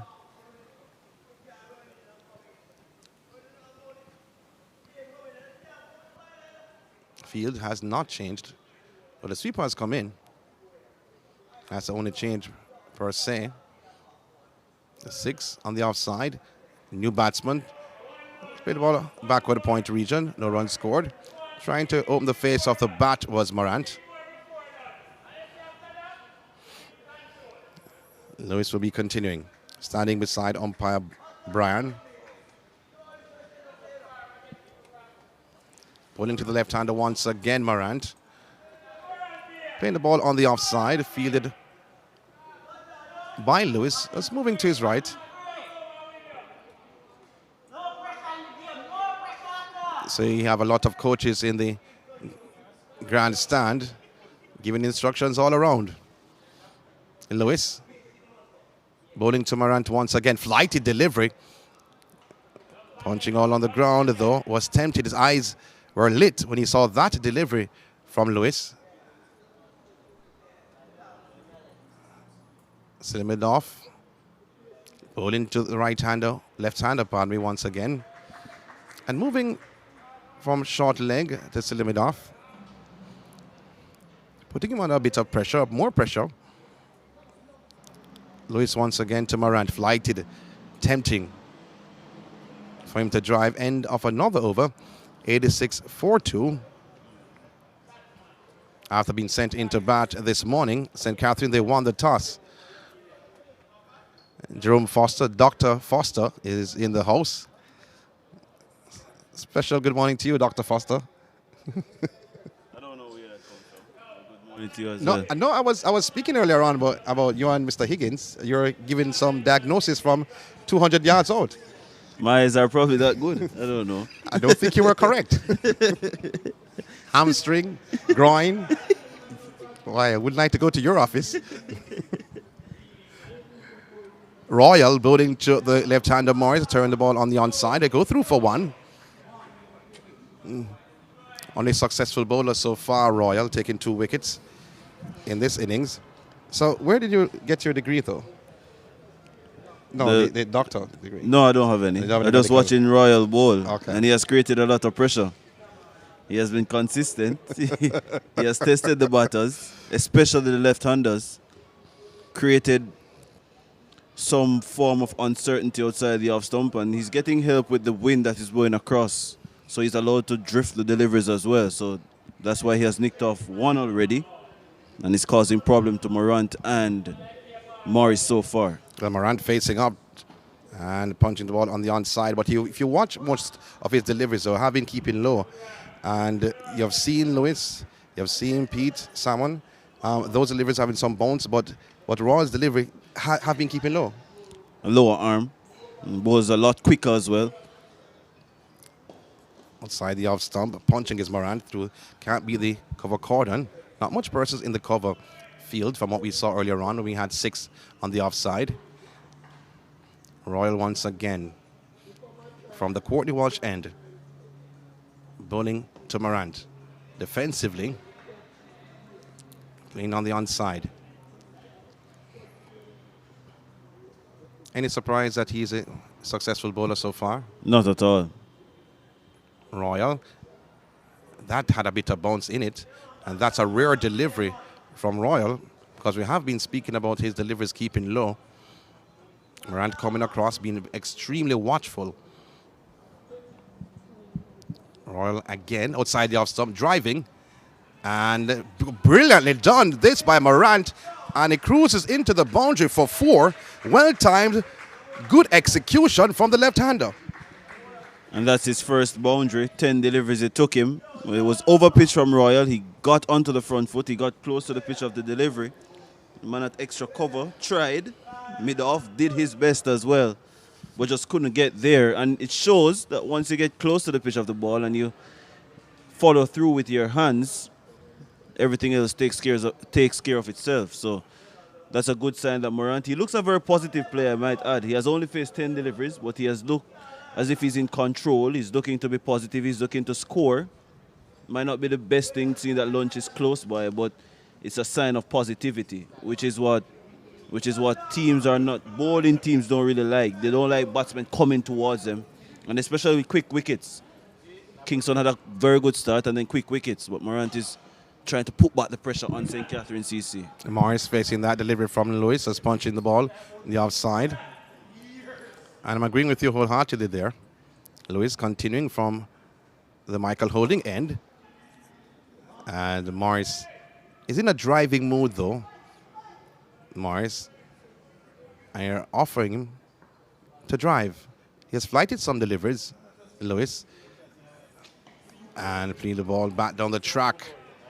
Not taking the bait though, Morris. Ramon Lewis has excellent control. He's in his 10th over. He's conceding less than 2 runs per over. And he's mixed up his length and his line very well and his pace. Oh, good drive that from Morris. Man coming off the boundary. 1 run preventing. Well, actually, just allowing the batsman to go through for 1. And 1 is all they get. But the fact is, as you stated, though, that Lewis has been bowling with a lot of control, and that he has. I think he has bowled at least 2 bad deliveries so far in his spell from this end. Morant facing up. Watchful is Morant. 2 different bowlers, though. Lewis from one end, and the big man, Royal, on the other end. Flighted to Morant on the bounce. And despite, that's the end of the over. And despite Morant being positive or looking to score, what St. Catherine has done is crowd his imagery. It's more as if his vision is constantly seeing fielders in and around him. So whether he's trying to go over the top or not, at the back of his mind, he knows that there are close-in fielders that he must be wary of. And that is actually good captaincy. And some captains might see a positive player come to the crease and just relax the field as that player comes in because they're worried about the damage that he might cause. But St. Catherine are on a different mission. And the bad start that they had with the ball, they have almost gotten back into a groove with Royal and Lewis in tandem. They have slowed down the game and they have brought some form of control to the proceeding, and that's good to see. So now they're on the prowl, they're looking for wickets, and they now have a little bit more energy, and they're ringing the changes in the field, etc. So it's a worrying time for Kingston because they don't want to lose 2 and 3 in a clump. Some adjustments being made in the field. Moving to forward of square as Royal bowling to the left-hander Morris. Tickling fine. And go through for 1. That's all they get. Ball went just in front of the square leg umpire. So one more run to the total. One more run off the bat of Morris.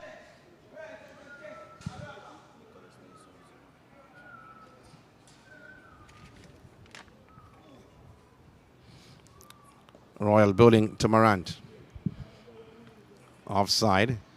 And Nelson, who was a batsman before, made 2 runs.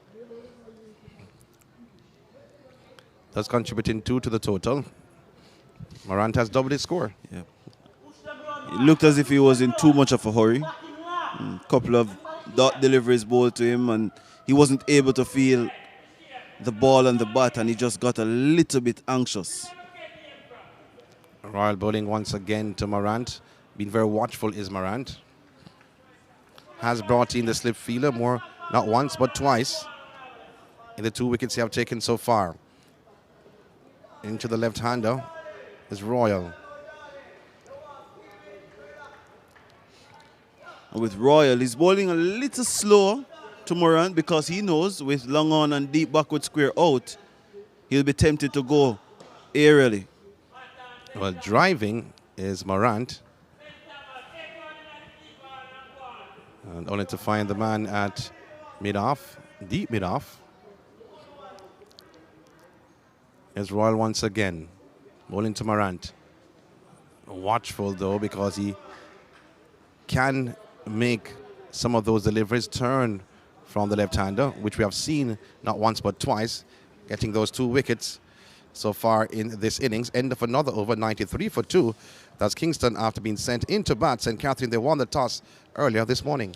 And another tidy over from Javor Royal. That's what, 6 overs, 2 for 20. Only 1 run conceded from that over. He's concentrating on middle and off, not giving the batsman any chance to get down the wicket, to get towards the pitch of the ball. And that is creating some form of problems because the onside is close with fielders, so you're not able to turn with the spin into a vacant position. Those areas, short mid-wicket, short square leg, they are patrolled, heavily patrolled, and there's a man under the bat as well. So there's second thoughts as to where your scoring opportunities are. And protecting Royal as well, you had that man at deep square leg and you had the man at long on. So should they chance it, it will be a high-risk opportunity for the batsman. Well, the deep square leg fielder is hiding behind the post. Never saw him. But I'm glad you're at that angle. As Lewis will be continuing, bowling to Morris. Just in front of the George Headley stand. Slightly delivery, a bit short though.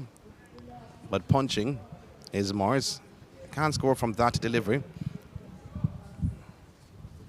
Salimidov is there looking on. This is a perennial struggle for Morris. He struggles to score spinners freely. Well, Royal actually strayed somewhat on the leg side, which he swept him fine. So whenever he gets the bad balls, he dispatched them. But he has hardly gotten any. Lewis once more, flighty delivery. This to Morris, being very defensive and watchful, playing the ball on the offside. 47 from 76. Approaching lunch. Short, quicker delivery, string on the leg side. In hit in the pad, was moving across. Just backing off somewhat was Morris. There's no way umpire Bygrave would have lifted his finger for that half-hearted appeal from St. Catherine. Lewis once again, bowling to Morris into the left-hander. Watchful, as you stated before.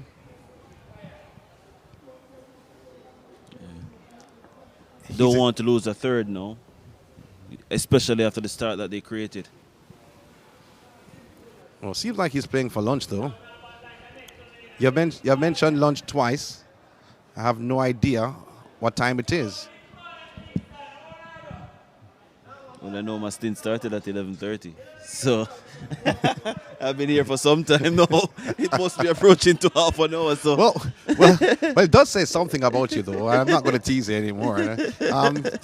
You might be a little bit hungry. No. Because you came on, you mentioned lunch once, and you weren't satisfied, so you had to mention it again. So let's see. I'm going to follow you, Jerome, and say, okay, we are approaching lunch. Well, yes, we are, though.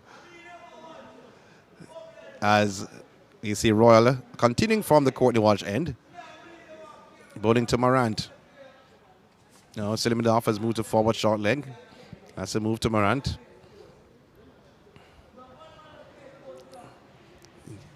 A mind game going on. Trying to punch through the offside. A misfield, so they go through and they'll get one. That sloppy cricket from the captain, Pete Salmon. Should have easily dealt with that. He took a bounce, didn't put his full body behind the ball. No, he's looking at his wrist. Royal must be a little bit disappointed because he would have probably preferred to be bowling to the newer batter, who is Lionel Morant. No, he has to contend with Morris. Oh, brilliant shot that was from Morris. Going through for one. They come back for the second. Well timed. He said before, though, that Royal is a mean competitor. And that delivering coming across and playing the ball on the onside. So 2 more runs to the total.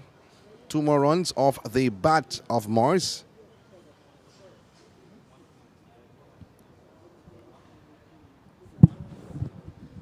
Needs a single to get to 50.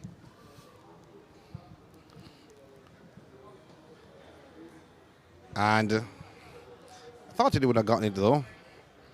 So I have to big up the scorers. You know who the scorers are? I think Antonio. Anthony Douglas. Yeah. And Mark Nelson. Oh, that's beautifully done.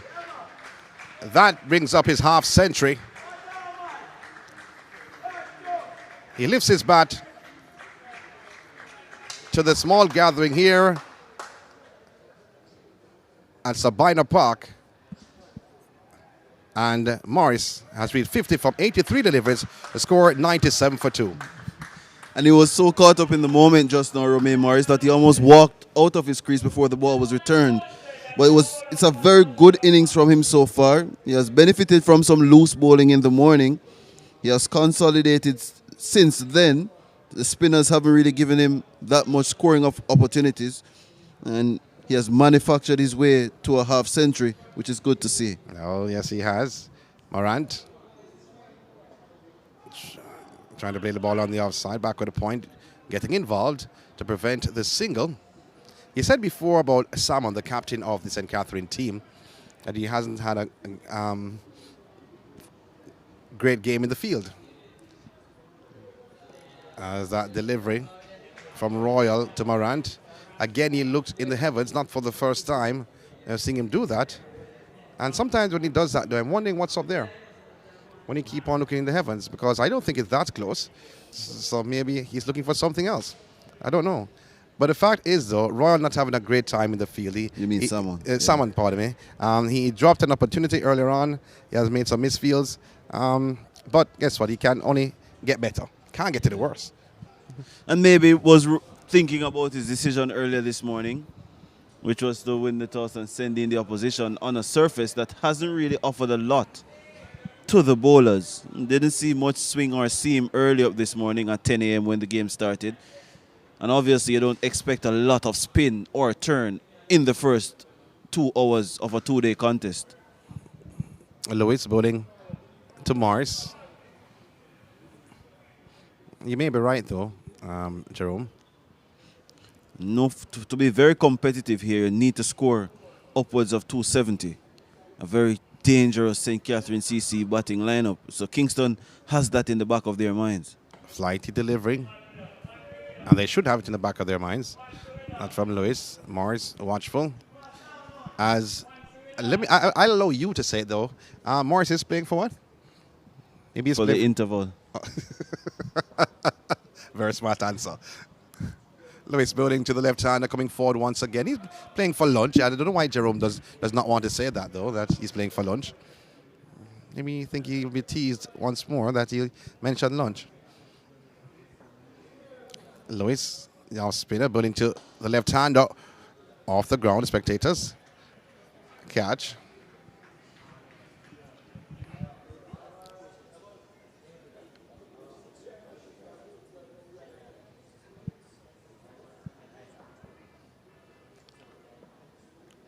Lewis, Morris, defensively on the offside. So the light breeze blowing over here, Sabina Park. Some clouds coming over, cloud cover. Great for the players on the field. As Lewis once again flighted, delivered this to Morris. Turn the ball.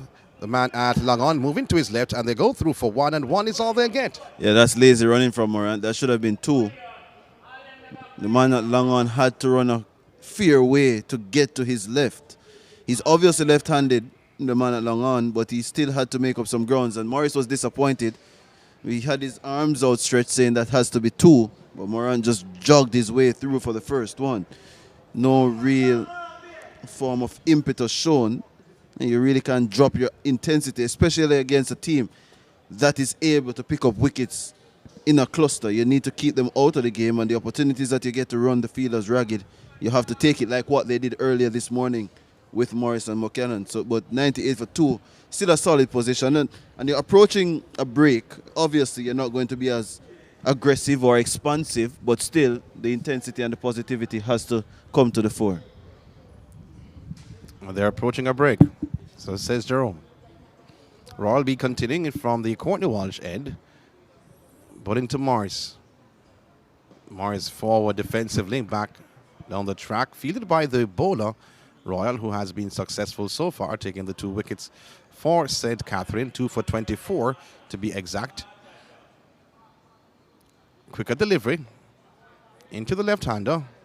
Has been bowled in middle and off, this time middle and leg.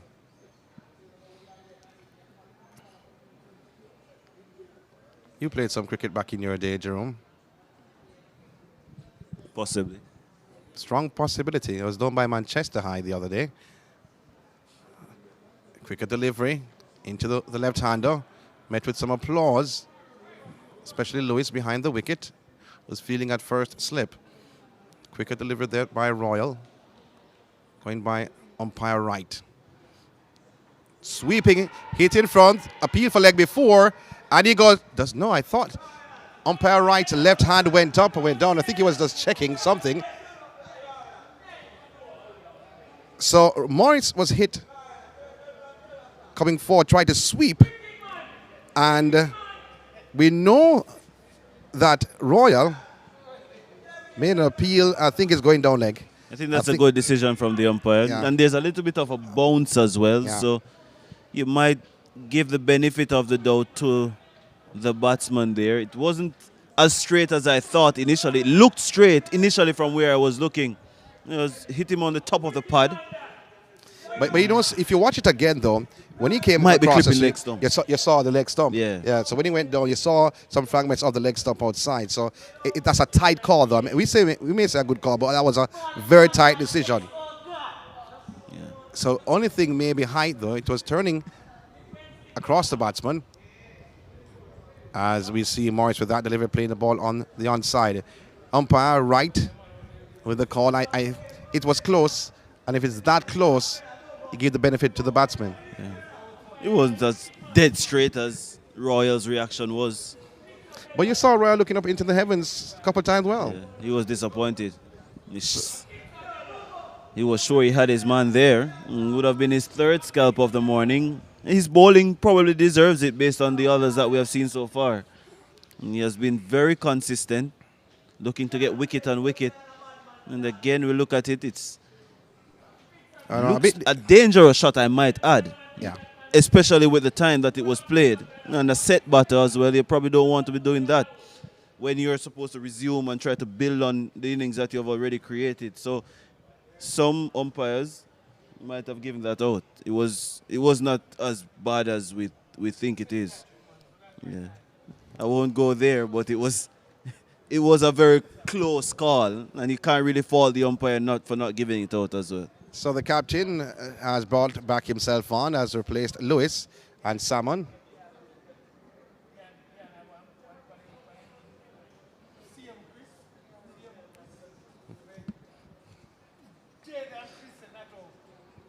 Salmon bowling to Morant.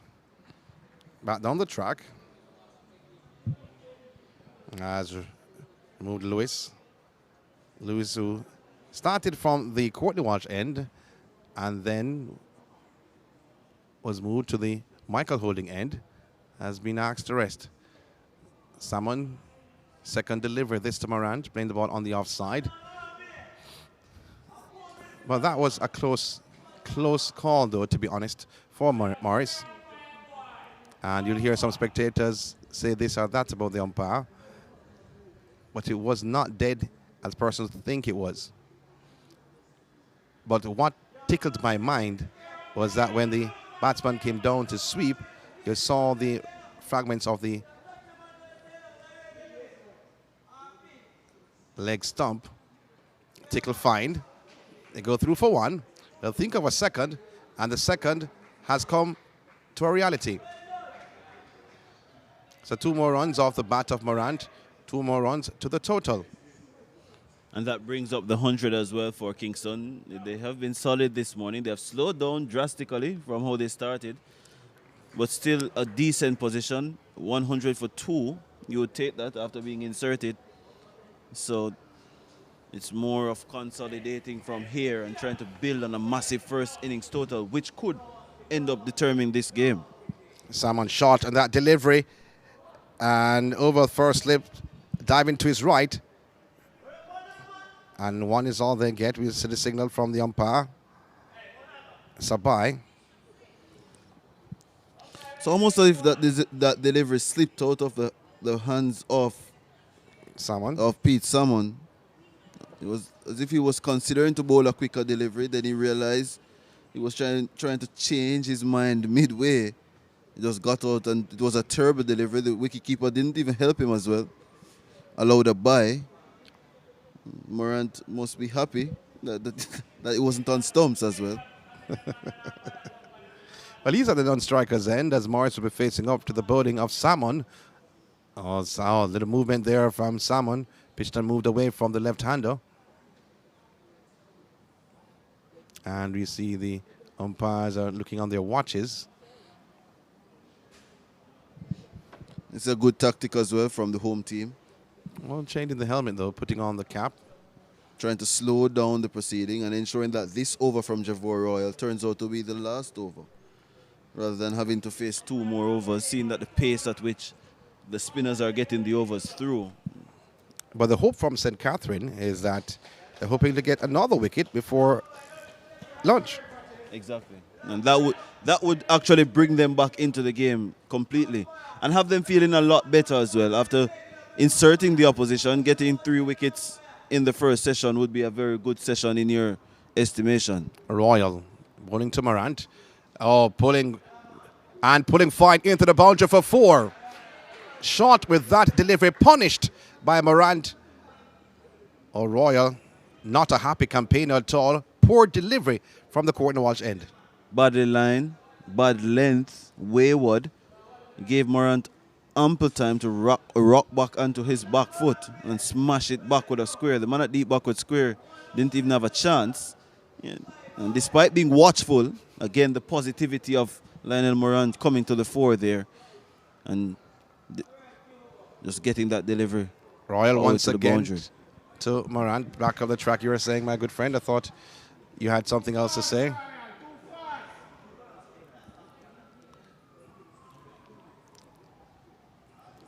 Royal. Morant playing the ball on the offside. Watchful is Morant. Searching for that edge is Royal. Lewis at first slip. Forward short leg brought on. Or the left-hander. Defensively. Back on the track. Score stands at 105 for 2. After being sent into bat earlier this morning.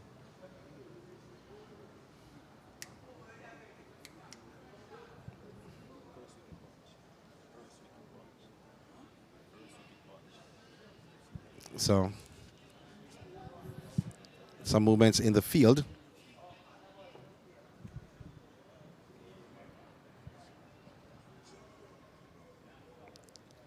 So 2 slips have been brought in for Morant. Royal bowling to the left-hander. Hitting the outer half of the bat and going to second slip, but He played it down on the ground. As we see again Royal looking into the heavens. At that time, I could understand why the heavens came to his appeal. This time with the angle, the ball just going across the left-hander, not coming back as Morant would expect, and sliding on with the arm. Almost guided it into the arms of Orion Williams, who's at second slip. Would have been best to serve to leave that delivery alone, but caught in two minds there, Lionel Morant. When he pitched it, so the batsman said, okay, I can play this. Royal once again, string on the leg side. No run scored. And that signals the end of the morning session as the players are walking off. 105 for 2, it's lunch. It's Kingston being sent into bat in this Senior Cup final. Morant is on 11 from 32, Morris 51 from 96. Your thoughts of what you saw this morning? A game, well, a session that you could say is divided into two based on how things unfolded with bat and ball. The first hour was completely dominated by Kingston Cricket Club with the opening partnership of Javon Buchanan and Romain Morris. They put on 73 together. And Morris is not out on 51. Buchanan went for 40. He went to Javor Royal, and since his dismissal, only 32 runs have been added so far, and that pays credit to what St. Catherine has been doing so far in this second hour with the spinners, Ramon Lewis, Pete Salmon, and Javor Royal. Especially Lewis, he hasn't gotten a wicket, but he has been very tight. He's almost as if he's locked up an end, and he's allowed Javor Royal to attack from the other end, which is the Courtney Walsh end, which is bowling in partnerships. You don't just batting partnerships, you're bowling in partnerships. You're creating pressure, and the pressure rewarded with the wicket of Nicholas Nelson. He went for 2 to Javor Royal. So all in all, I think St. Catherine will feel a little bit better seeing how things panned out earlier, that they have clawed their way back in. And based on what we have heard about the Kingston batting this season, another wicket might spell trouble if they are able to get wickets in a cluster. Well, you just heard from Jerome Foster. First, you heard from Orville Higgins. And 105 for 2. 105 for 2. As you look at the cards, Buchanan fell for 40. Morris is unbeaten on 51. Nicholas Nelson of the bowling of Royal for 2. He faced 15 deliveries. Morant at the other end with Morris is unbeaten on 11 from 32 deliveries. 105 for 2. And Royal has taken the 2 wickets so far. He's the only successful bowler for St. Catherine, who won the toss and elected to bat. So on behalf of the team, we'll be back after lunch. Sean Grant here alongside Jerome Foster. When we come back, you'll hear from Orville Higgins and Mr. Foster to carry you through. I call them the Doctors on Patrol.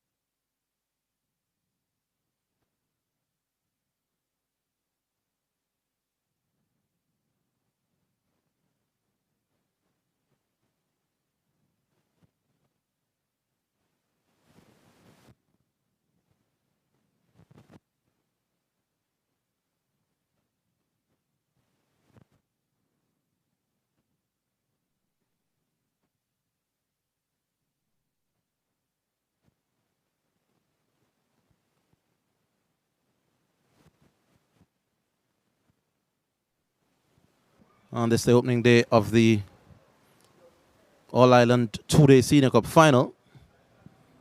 And Kingston in a relatively good position at the moment. 102 for 2, 105 for 2.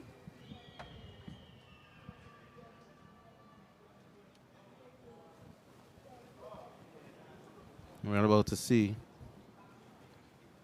the first over after lunch.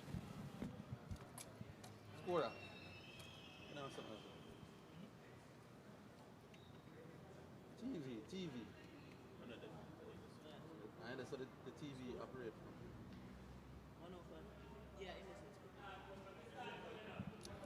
All right, so Lionel Morant, as you see there, 11 from 32 balls. He's been very patient. Romain Morris, 51 from 96. And it's going to be Pete Salmon who will be starting from this, the George Edley stand end. I'm here with Jerome Foster, who will be with you in a few.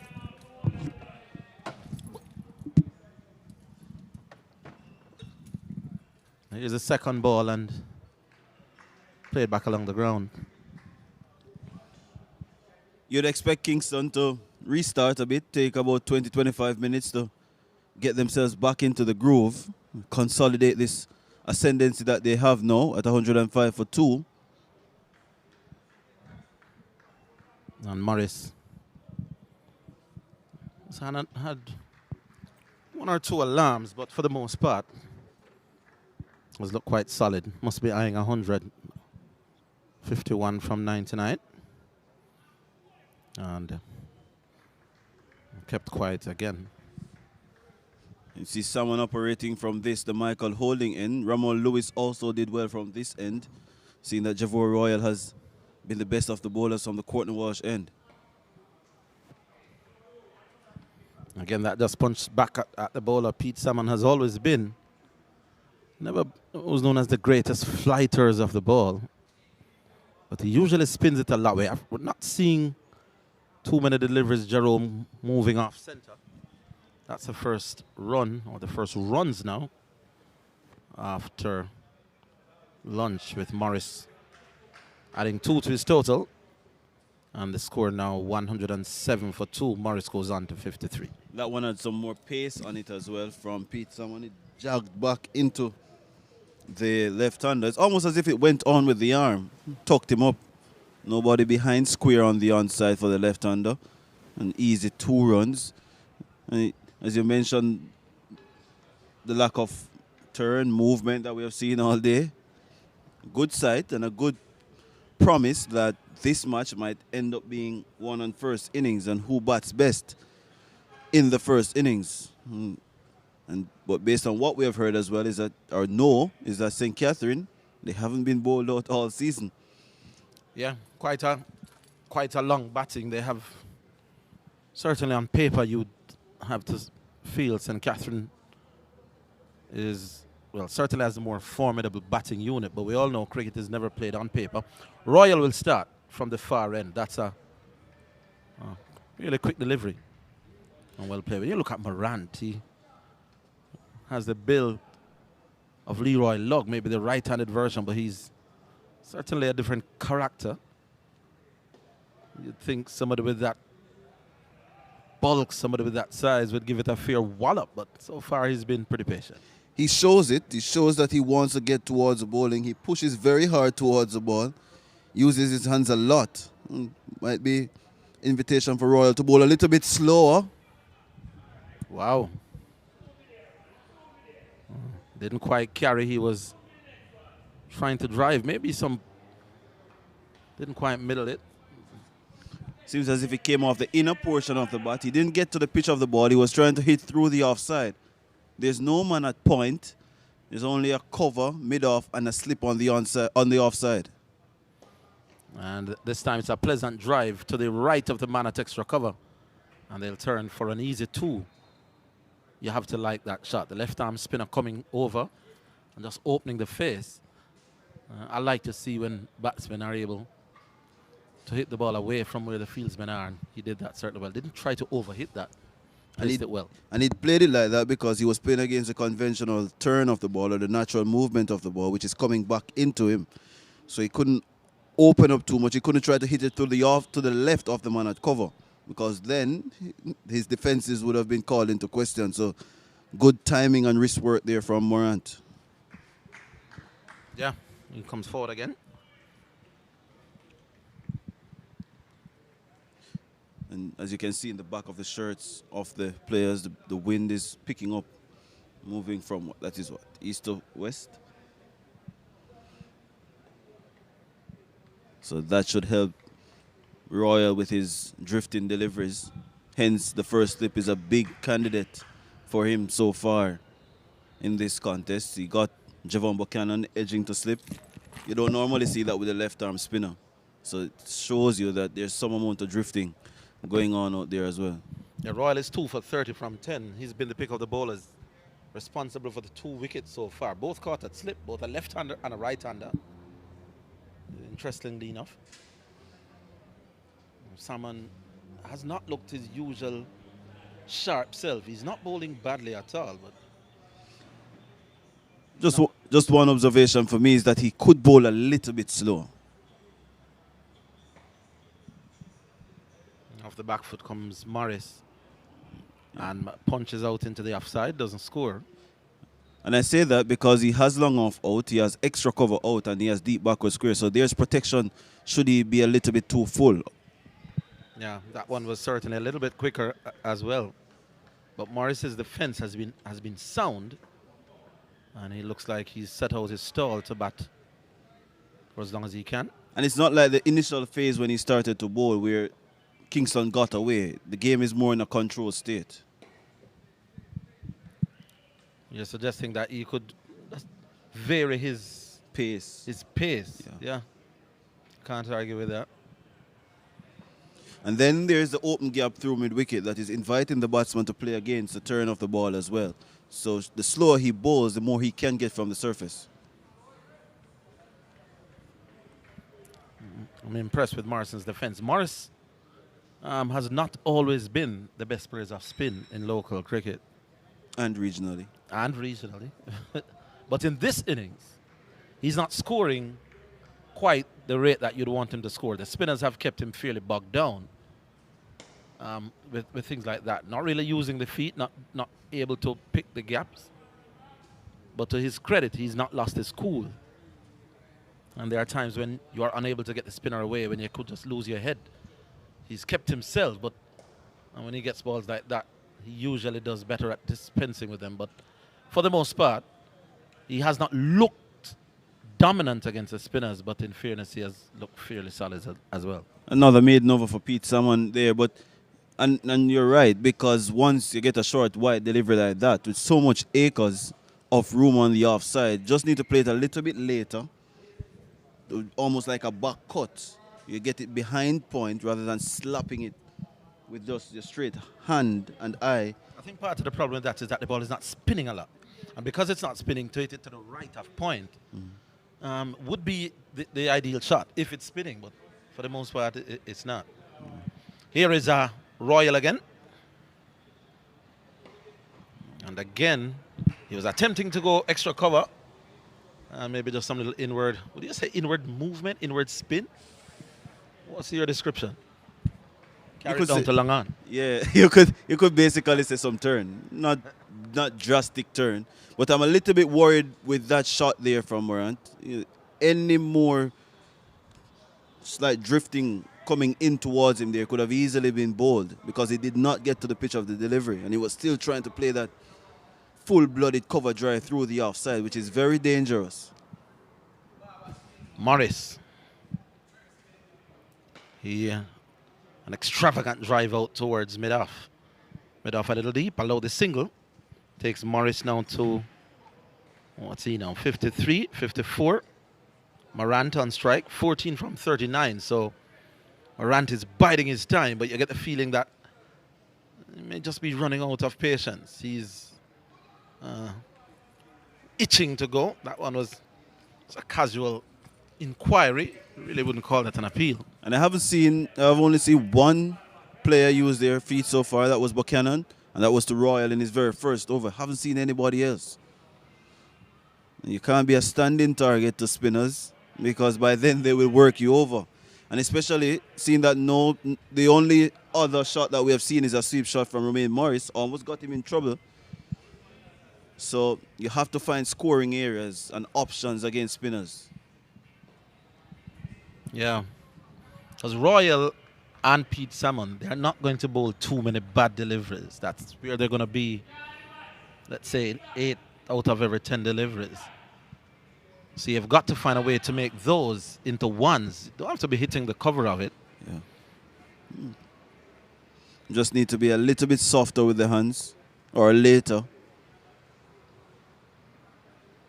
Well, yeah, there's a nice little deflection down towards fine leg. They'll get one, and they could be coming back for two. They'll get it easily in the end.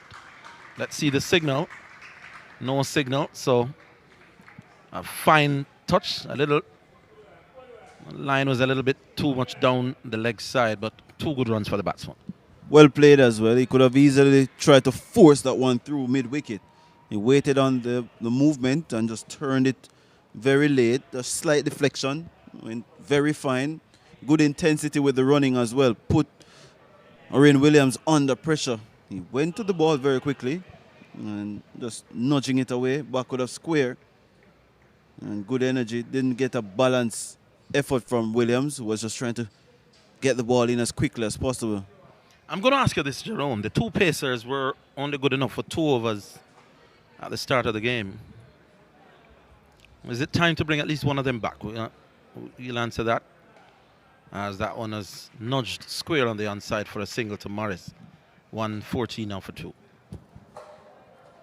It could be, because you'd probably want to see if there's anything different that's happening. Maybe reverse swing, we don't know, because the outfield is rather patchy. Could be abrasive as well with the ball. So it might help, but you'd probably want to see something different. But I understand why St. Catherine did this. This is their 2 best options so far today. They have been very controlled in their operation.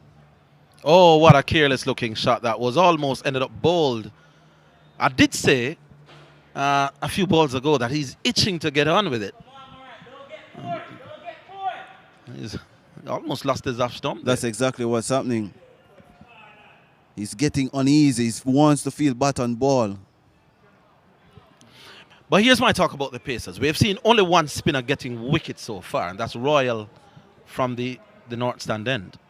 Salmon and Ramal Lewis have done okay, but they haven't gotten anybody out yet. Now, if I were one of the Pacers, I could understand not being bowled for more than 2 overs if the spinners, if let's say the score was 114 for 5. Mm-hmm. Or let's say there were wickets from somebody else except Javier Royal. 2 overs, I think, is a little bit under what I think would be fair. It was a hasty decision, because I think at the time the run rate was getting away. But as well as that, you have to back your bowlers. You have to give them the amount of chance to exploit whatever is there. It was less than half an hour into the first morning of the contest. You didn't give them a chance to see if they could exploit conditions. They were whipped off, and then obviously you got those 2 wickets from the spinners. But I would have probably started with a spinner and a pace bowler after lunch. That is exactly what I'm saying. Here is this one worked out. Easy single. You pick the Pacers. You have to let them know that you have confidence in them. Agree, and that is a very important part as well. And it goes to even bigger conversations. It's the same problem we have regionally. That once you see a bowler goes for 12, 14 runs in an over, they're almost removed from the attack immediately. It's almost a lack of trust in your batters that once runs start to concede, you're behind the 8th ball and you're on the back foot and you're going to struggle. It's just, you have to give bowlers time to develop. Just like spinners, you can't just give them 2 or 3 overs. They need time to settle and vary their length and their lines. It's the same thing with fast bowlers. I don't think 2 overs in a final is good enough to prove how good they are. Indeed, indeed. And especially the point to bring at least one of them back is right after lunch. No, the batsman would be looking to solidify, to start again. Here is Royal, and this is Punch. Nice shot through the covers. They should be coming back for 2. And that one runs within a yard or 2 of the cover boundary. At this stage, neither batsman you think will be going hell for leather. So if he comes on, either of the pace bowlers, another 2-3 overs, and if nothing is happening, then you could say, okay, over to you against spinners. And especially with the mindset of Morant as well, a very attacking batsman. He's trying to get to the pitch of the deliveries. He's trying to score. Maybe having a patient line with one of your pacers and testing his faith outside that off stump. Yeah. And see what happens. Royal again. And Moran plays out into the offside. There are 2 slips, which tells you that the ball is not spinning a lot, doesn't it? It does. Because what you expect with 2 slips coming around is for the angle across the left-hander. Which means that he wants to find that outside edge. So he's getting a lot of drift here. The drift, yeah, the arm ball. Nothing really spinning off center here as Royal comes again. And this bludgeoned out towards mid-off. No run. Positive play there from Lionel Morant. You want him to get over that delivery though, or that stroke. Got to the pitch, but just threw his hands at it, didn't lean into the drive. And he drives again, but again, straight to the man at mid-off.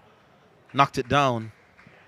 And they take a single. I like the fact that Morant is not just prepared to block and you know, just take up time. You have to score, and you expect Romain Morris may just be the anchor man to bat all the way through. But you don't want to be there over after over and not scoring. So I like his intent. The execution, every now and again, may be left lacking. But I like his positive attitude as that one is played out towards a straightish mid-wicket. No run. Yeah. Just, and not to fault him either, just probably change his scoring options. Wouldn't be too pleased if he's bowled through the gate if I were the coach. Playing that delivery a little bit straighter, trying to hit to the left of mid-off rather than the right of mid-off. That would be a little bit safer in my opinion. Takes out the bowled candidate out of the equation. But that's probably his strength. And you can't really fight a player for their strengths because that's where they probably maximize most of their runs. But going back to your point with the pace as well, O'Connor, he was a little bit steadier than... He was the one who bowled 2 for 8, I think. Yeah, from the Courtney Walsh end. Right. He was a lot steadier than Powell in terms of his approach. He was getting a couple to nip back into the left-handers. So maybe getting him back from that end, slant a couple, well, he probably won't, based on what the scorer is saying. Royal has probably tied up that end already.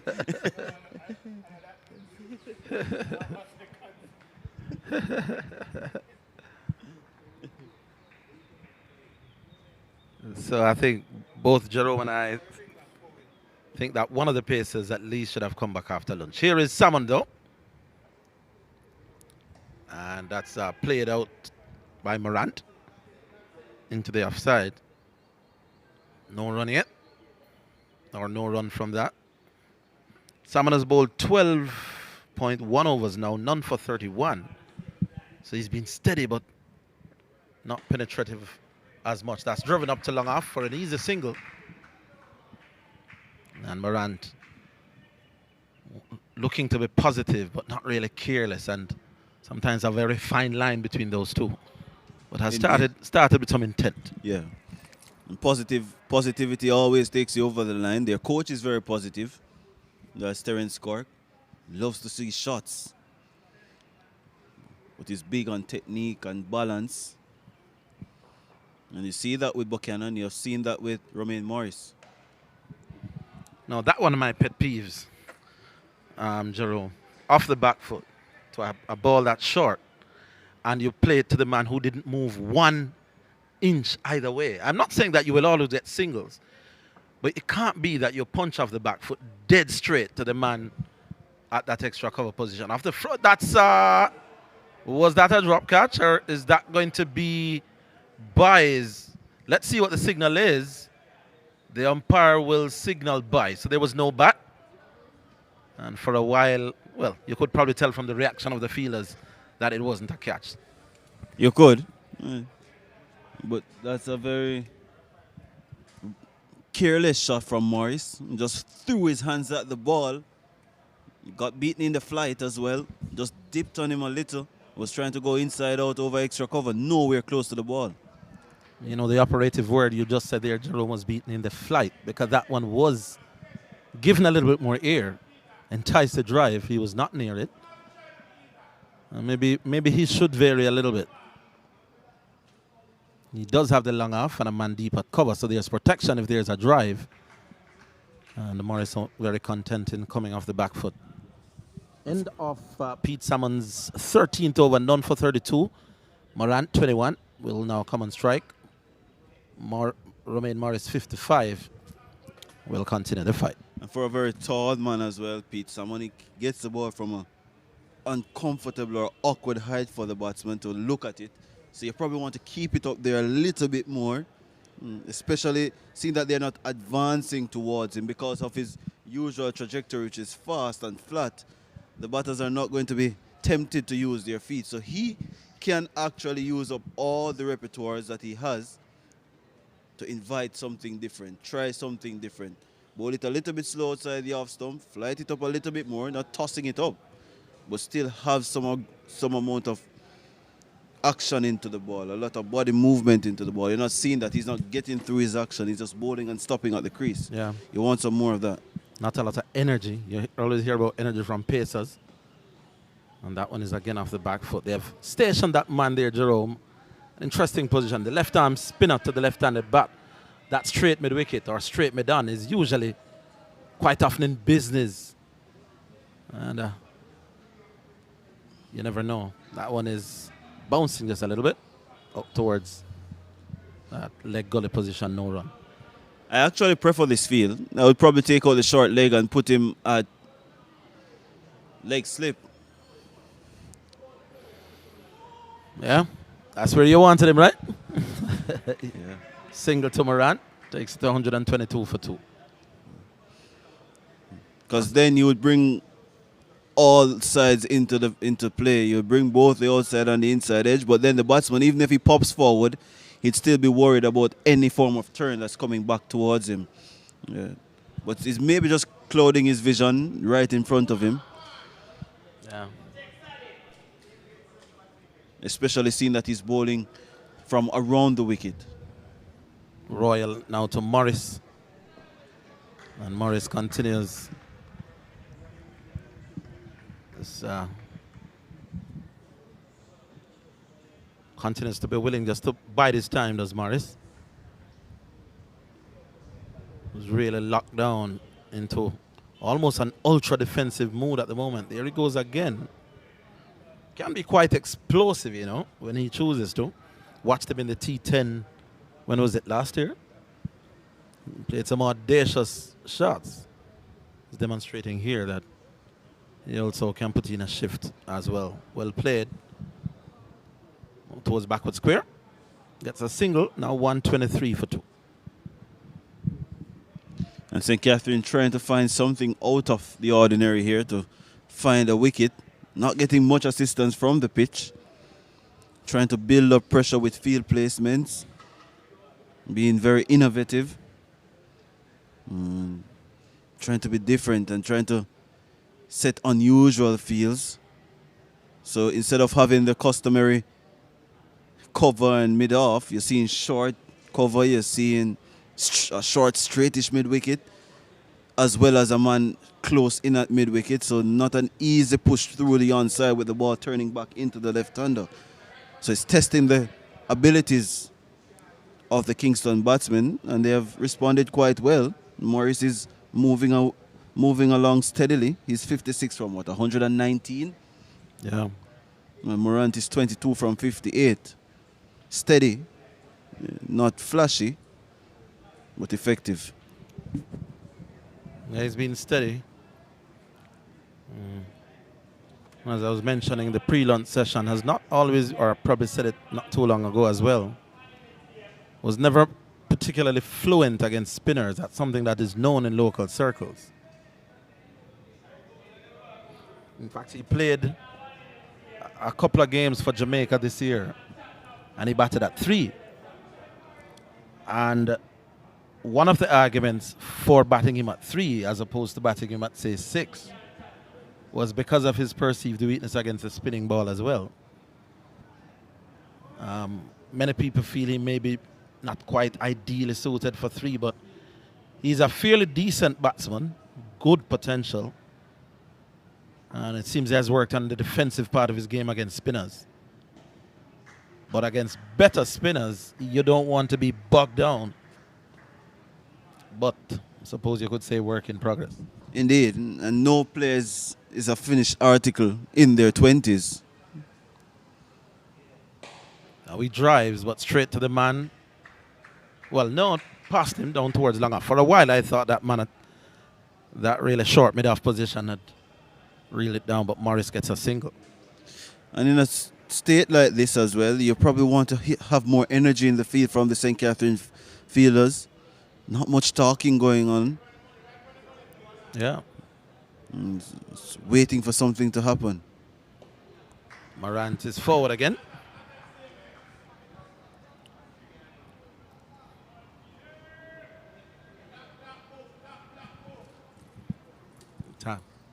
It's a very interesting stage of the final here with both teams.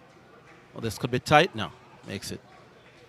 You get the feeling that this partnership, one way or the other, could go far when determining the contest. Derval Green comes next. I want to know what he can do. He's not going to be prodding around. Very positive player. Yeah. Aggressive in his nature, whether batting or bowling. Indeed. And in the field as well. Yep. So he comes next. And you feel that between now and that wicket could be crucial. That's edging out towards third man. That could be 4. He was driving out towards extra cover. And the ball peeling off the outside edge goes down to third man. Morris gets another boundary. Wasn't where he intended, but they all count. Indeed, they do. And someone around the wicket again to the left-hander. He's trying to drive. Didn't get as close as he'd want. And gets the outer half of the bat. It was controlled. So it went all along the ground. And I think that's the first boundary since lunch. Yeah, if I'm not mistaken. It is. And we have gone, 20 minutes, 26 minutes since. They came in at 105, so they've added 23. And you'd think Kingston would be the happier of the two teams at the moment, but cricket is a funny old game. Salmon from round the wicket again. And that's punched, but straight to the man at that sweeping cover. Much too short. And asked to be hit, it was 129 now for 2. Morris goes up to 58. And a more successful over for Kingston. 5 runs coming from it. 6 runs coming from it. But not much risk taken. Got a 4 from the outer half of the bat. And wonder if St. Catherine are going to reconsider the initial plan after the break, which was to just use your 2 best bowlers in the first session, or 2 of your better bowlers from the first session. And I think it's more of a containing act rather than an aggressive act now. And as a captain, you're always supposed to be thinking about being proactive and where your best wicket-taking options come from next. I don't think it's too bad to think that Pete Salmon or Javor Royal can be your best options. It's just that these 2 are getting in a much better position to control the happenings from the bowlers. And again, Morris is right behind it. You feel that if he keeps his cool, then he should go on to get even bigger runs. This one is worked out towards mid-wicket. That's an easy single. The fielding side has gone with as far as energy is concerned, Jerome. And that there was a single in that either way. But either way, you just wanted him to be a little bit quicker to the ball. A little bit more urgent. Let the batsmen know that we're here. Create some business. problems. Yeah. And he's getting a telling off from the bowler and Kenara Lewis. Yeah, did come around a little bit casual as Moran comes back on strike. Too close for the cut shot. That one drifting across him as well. Morant doesn't see a shot through the offside that he doesn't like. He's always looking to pierce that offside field. But must be careful. There's the sweep round towards backward square. A safe shot in the end. And then another easy single. And that's a good thing about the field as well. As well as it being attacking, you still have men on the boundary who come across as being defensive, but they're also in an attacking position because it's a get out shot that is, or get out of jail shot. Yeah. Yeah. Very aggressive shot there from Morant. Could have easily gone out to the man at deep backward square. So it's a balanced field despite having those two men out.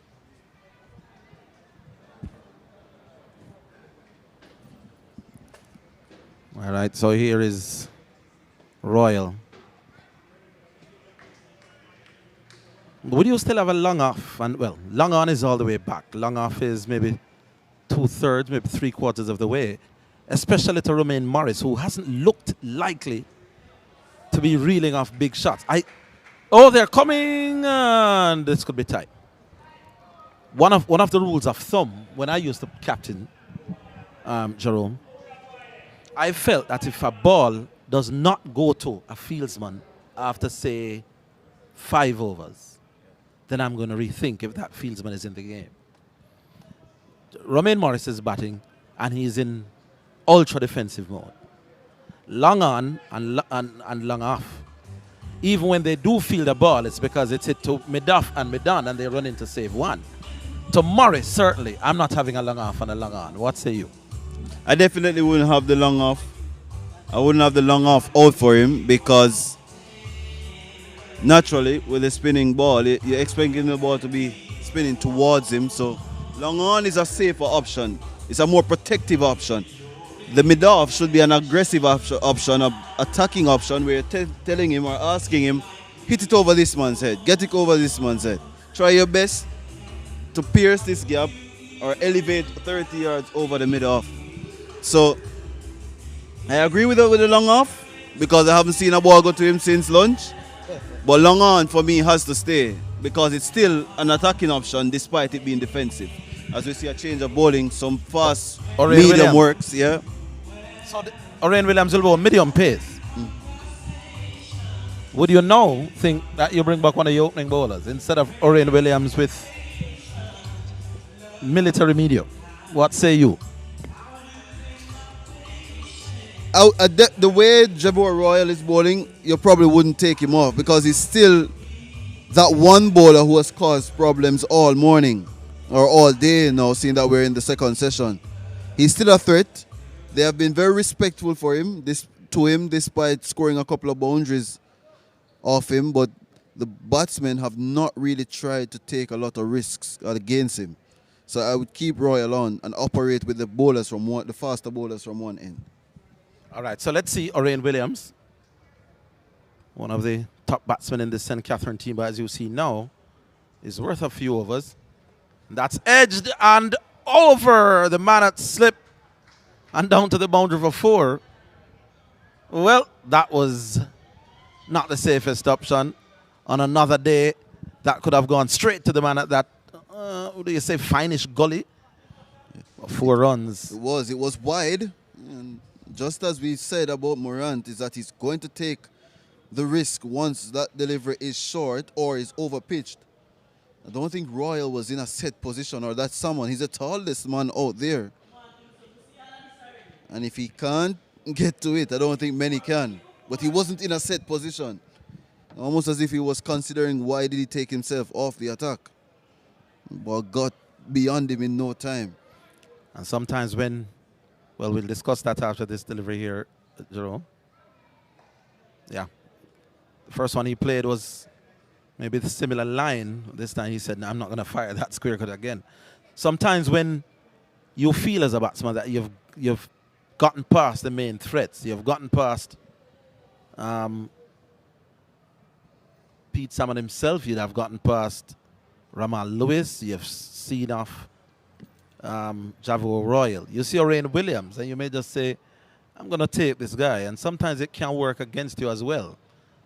And maybe that first shot was as much as relaxing in mind as anything else. Basically resting on your laurels, really. But that's what separates the average from the better ones. Maybe that's why I was average. You're able to keep your intensity and your concentration levels at an elite level, regardless of who is bowling. You give the same amount of respect to whichever bowler is on. That was a careless shot. That was a slap. Played almost with a horizontal bat as if he was going for a square drive. But lucky inside edge. So we've seen Orain Williams in 4 deliveries, twice creating half opportunities, asking questions, but that was a careless shot. It was, and as I have mentioned earlier, is that Morant is always looking to go through that offside. He's always tempted that he can score through the offside. So it's going to give you that little bit of hope that delivery was swinging back in towards the stumps. That one wasn't. That one was, if anything, just holding its line through. And as I said, one of the reasons why I wasn't great is for what I was telling you about. I felt that if I batted off the main bowlers, whoever you are what, the 6th option, I'm coming at you. And sometimes it plays on your mind because batting in many ways sometimes is a battle of the egos.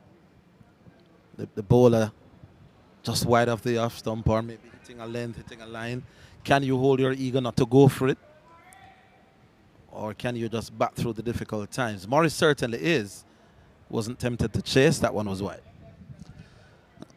And with what Orain Williams is trying to do, I'll be tempted to have another man in that slip cordon, seeing that he's trying to angle that ball across, tempting the batsman to go to fetch the deliveries that are wide outside the off stump. That might work, but Kingston, they look ultra easy on a surface that looks very flat, and he's playing to that as well. Yeah, there's certainly not a lot in the pitch. Royal and Pete Salmon aren't what you would call prodigious turners of the ball, but on a pitch offering them anything, they would be ripping it a little bit more than what we're seeing now. Royal will continue, by the way. 29 to Lionel Morant, 60 for Romain Morris. That's 63 for Romain Morris. So he's probably eyeing up that big century, and that will be very fitting for him as well. A day like today. Royal bowls, and this one is just tapped into the offside by Morant. As Kingston continues to patiently building this first innings total. Driven down towards long on.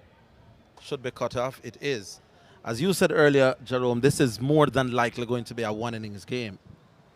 So I think Kingston has set their stall out. Let's bat all day. They got 100 runs in the first session, well, 105.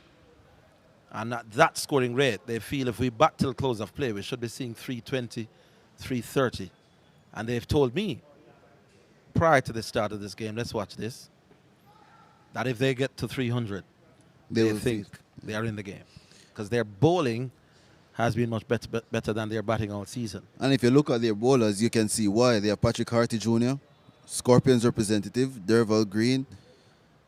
Harrison has played for the Jamaica team already. Akeem Fraser, West Indies A player, and their captain. So Boris Hutchinson, yeah. former Homewood Pace, former Westmoreland Pace, somebody that grew up in my neck of the woods.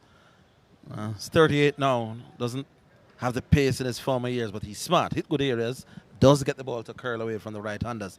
So yeah, their bowling is pretty good. Their batsmen, for once, are putting a decent total on the board. I've seen them defending 90s and that kind of thing to get here. But you don't want to make 97 against a St. Catherine team. Not with the batting lineup that we see on paper. Carlos Brown, Kennard Lewis, Orain Williams, Javor Royal, who has scored centuries. Pete Salmon, yeah, who can bludgeon it as well. Ramal Lewis himself is a fairly capable batsman. Exactly. Oh, they're appealing. That's not going to be out. That's drifting down leg.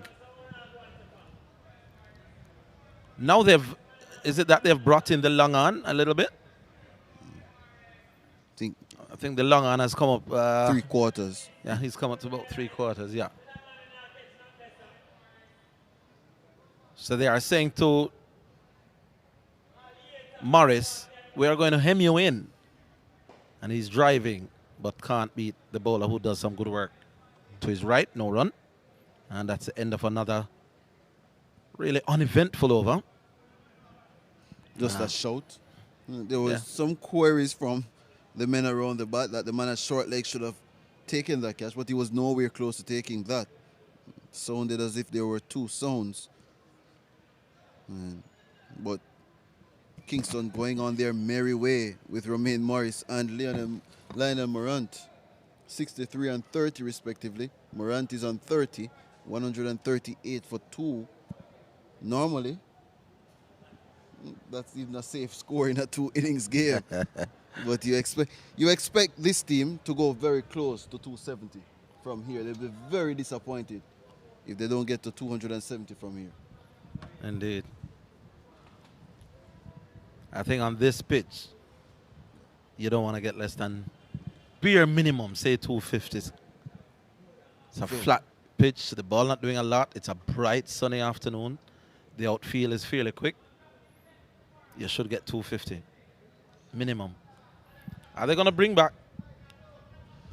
No, this looks like a bowling change. It looks like Carlos Brown. Carlos Brown. More known for his batting. So Orion Williams taking off the attack after 1 over. What do you think of that? What do you make of that? Find it strange. Maybe Williams is going to come from the other end. Maybe. Yeah, could be that Carlos is operating merely to turn them around. I would not be too pleased if 2 medium pacers are in operation and the lead bowlers. And the 2 pace bowlers are twiddling their thumbs in the outfield. Exactly. But here's Carlos Brown. He's bowling round the wicket with 2 slips and a gully, which is just outside of to the left of your screen. Carlos Brown right arm around, and that's punched off the back foot. And they're stuck. My goodness, had that been cleanly fielded, both batsmen were, just for one frightening minute, were both in the middle of the pitch.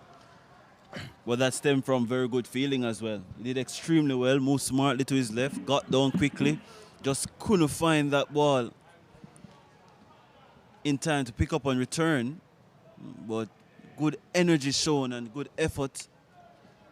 And in consecutive overs from the medium pacers, the first ball of the last over took an edge, flew over the gully region, and now almost another mix-up. This is probably the 4th mix-up with Romain Morris, with a batting partner so far today. Indeed. And I've found out, I've watched, well, let's discuss that as Carlos Brown bowls. And Morris is trying to whip this one through the onside. I thought I heard 2 sounds there, but we'll have to wait on the umpire. Yeah, there was some bat on it. One more. That point region where Morris played the first ball, for some reason, more run-outs happen from point than anywhere else. It's probably one of the hardest places to judge a single. And the conventional cricket theory says if it goes behind the striker, the non-striker makes the call. If it comes in front of the striker, then he makes the call. The grey area is when it is square. When it goes dead square. When it goes dead square is a problem. Then you wonder whose call is it. Yes. And sometimes neither makes the call, but I suppose all's well that ends well that time around. But you'd back the man who is on strike for the dead square, I would assume. Well, you'd want to. Let's say some people are better judge of a singles than some. So a lot depends on how good he is. That's an audacious shot in the air. It falls safe. And I'll tell you something, he could have been run out. He was ball watching. And it's all happening here, Jerome. It was an attempted pull that just spiraled in the air. Medan couldn't come back in time. Everything about that was chaotic. The delivery was surprising for Morant. He was in no man's land trying to play a pull shot. It got big on him. And Royal didn't pick up the flight of the ball. He just stood as if the ball was coming straight to him, and then he realized, oh no, I have to go. And then when he went, he was nowhere close. Then Morant was almost distraught that he gave it away. I wasn't Stopped running. running and could have been easily been run out. So it's just a comedy of errors there. Luckily, no man got out. Oh, Morris probably has had enough. That's the type of shot where you're saying, I've had enough. Loose, careless, lock it, not to get an edge. That's a bad shot. Bad shot from Romain Morris. That delivery has to be left alone every day of the week in white ball clothes. In red ball clothes, white clothing, sorry. It was so wide. He was so far away from the ball. Almost got on thin edge through to the wicket keeper. Now he pulls that. He pulls that with authority. He pulls that like a man trying to do damage to the cricket ball. That was brilliantly played. And Romain Morris, well, if you could say the first shot looked a little careless. He made up for it with that one. That was a lovely shot, Jerome Foster. That was short delivery from Brown. No real pace on it. It's almost as if some bantering is going on. The very first shot from Morris showed that's almost as if it's a proving point to the bowler that you can't out me. No, he's smashed that in front of square. Oh, that was wide. He threw the bat, but this could run into the boundary as well. And I tell you, it's 4 more. It was wide, a little bit fuller than the one he missed. But maybe there's banter because he really went at that, or maybe the fact that he's been kept quiet for so long. He saw one full and wide, went for it. And that's 4 more runs to Romain Morris. He just threw his hands at that. He wasn't close to it. It wasn't conventional, but effective. And I think that's, look at it. It's almost touching the tram line outside the off stump where a wide ball would be signaled in a limited overs game. But he did extremely well to get bat on that delivery. And even better to get enough power to get the elevation way over the man's head at point. And it just trickled into the boundary. I wonder how many boundaries that is now for Morris. He's on to 72. And the score is up to 149 for 2.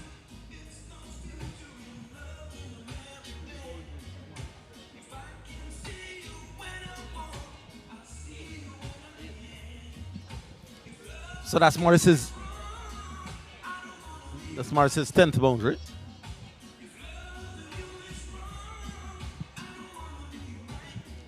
And St. Catherine has got to be careful here, Jerome. They were keeping the scores in check. The captain is experimenting now with Orane Williams and with Carlos Brown. Not by any means your main bowlers. You have to be careful now. We can understand the captain wanting wickets. And this experiment is designed to get wickets. You appreciate that, but you don't want a game to get away from you at the same time. Now you have 2 medium pacers in tandem. That's Orane Williams. So Williams moved from the Michael Holden end to the Courtney Walsh end. Hence his 1 over spell. That one was an attempted drive. And the obvious plan as well is to get him playing outside the off stump, flirting with danger outside that off stump. So you have a deep point, or a squarish third man, if you prefer. And then you have 2 slips, 2 covers, and a mid-off, who is right behind the man at straightish cover. I think they feel that Williams is more likely to hit an edge from where he's coming. I think the wind will help the ball to outswing. And he definitely gets the ball to outswing, but I think coming from that direction, the breeze could be helping him to just leave the left-handers. That could be one of the reasons why he switched ends. Let's watch him now. That's punched. And knocked down, no, but they'll still get 1. And in fact, it does go into the boundary. The feeling is leaving a little bit to be desired. Maybe I'm being a little harsh, but 1 more boundary to Morant and 4 more. I think that brings up the 150. It does. 153 now. And Elvis O'Connor taking the almighty long time to get towards the ball. No anticipation. It was almost as if he was on his heels. And when the ball got beyond Kenara Lewis initially and Jevor Royal, there was only one winner. You have to be a little bit sharper than that.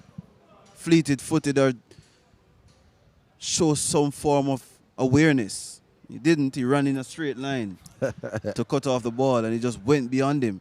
A rain from around the wicket now. And like I said, they have to be careful, right? 150-something. Where they were tight before, they're loose now. The run's coming a little bit more free. And I wouldn't be bowling 2 part-time medium paces in tandem. I can understand an experiment at one end. Clearly, you want one of your top, especially when the 2 opening pacers have only taken 2 wickets apiece. I've only bowled 2 overs each. 4 overs to 28. That has to be missing a trick.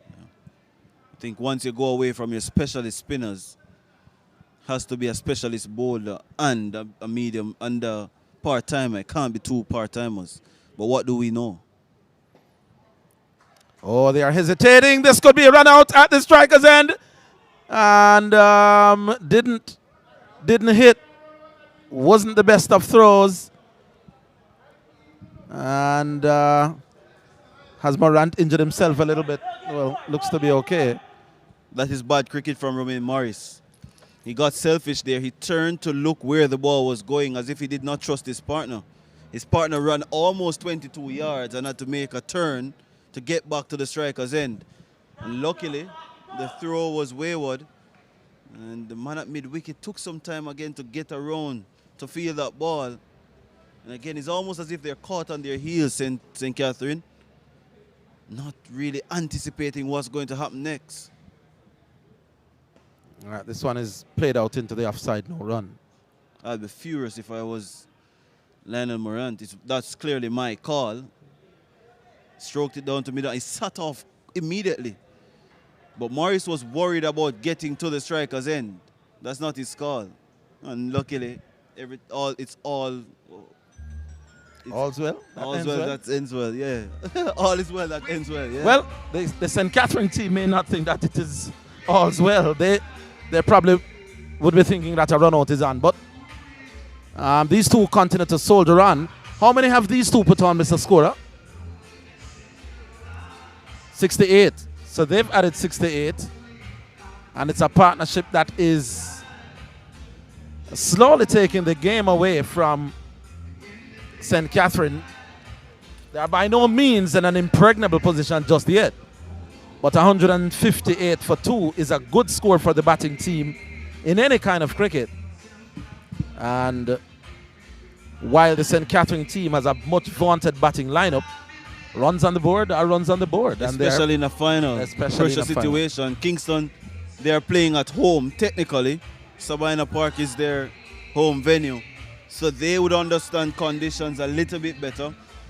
And at the toss, I think Akeem Fraser said that he would have batted first. St. Catherine always wanted to bowl first, so it worked out perfectly in the end for either party.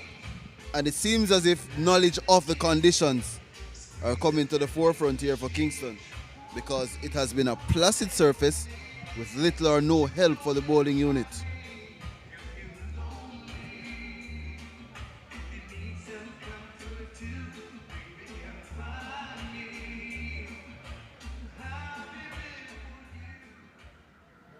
All right, so the action will resume. And are we going to see Carlos Brown continuing? Yeah. And I know I've said it before. We don't want to be repeating ad nauseum, but you have got to bring one of your pace bowlers back. You're having 2 part-time medium pacers. Here's Carlos Brown.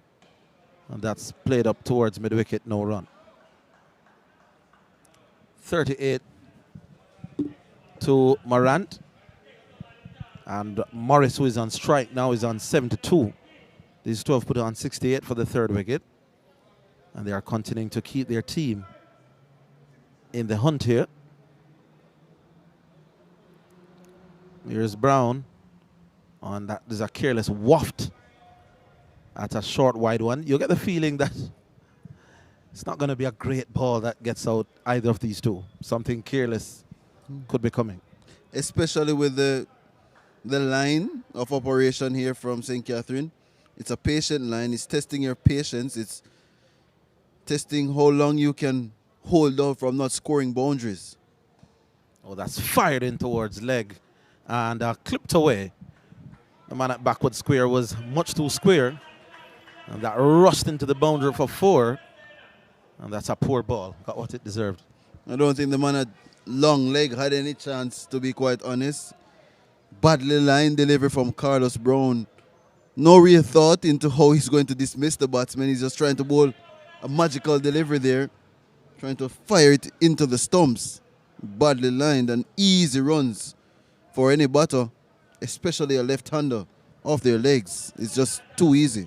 And especially one who is now 70-something not out. That's punched off the back foot. And it runs into the boundary again. This is just poor bowling. If you want any 2 balls as a batsman to score from, it's 1, a leg stump half volley, or 2, something short and wide outside off. That's probably the 2 most hittable balls in cricket. And 80 now to Romain, who must be saying thank you very much, Carlos Brown. So that's 12 boundaries now for Romain Morris. And these 2 have been the easiest. Down the leg side, badly lined, and now very wide outside the off stump. Short, there was a man at deep point, but he slapped it to the right of the man at cover, who didn't even look at it. Here's Carlos Brown. And this is driven. Lovely shot for 4. Wow. So you got a leg stump half volley that was clipped away. You got something short and wide that was cut away. And then the bowler is saying, I could serve it up even nicer. Half volley outside off. This experiment must come to an end with Carlos Brown. Definitely. This is mediocre cricket from St. Catherine. It's poor cricket, average thinking as well. The field is not set properly if that's a line. You have to have more protection than that if you're thinking about bowling outside the off stump. But outside of that, the length is all over the place. It's either too short or too full. And that's going straight into the half of somebody who is on 84 now. That's just a freebie. And that first-class player, at least you'd expect him to cash in on that. That's bad cricket from St. Catherine. 13 fours now to Romain Morris. Whoa, that one had some gas on it. Orion Williams' pride was hurt. That caught Morris by surprise as well. Played it well in the end, but that one had some gas on it. And Romain Morris played it well. It surprised him, which is what good bounces are supposed to do. Not a bad way to end the over, mind you. But it would have been interesting to see whether his captain keep him up. Don't think he would be in any position to play such a shot. It was quick. And had to get out of the way pretty quickly. Did Romain Morris.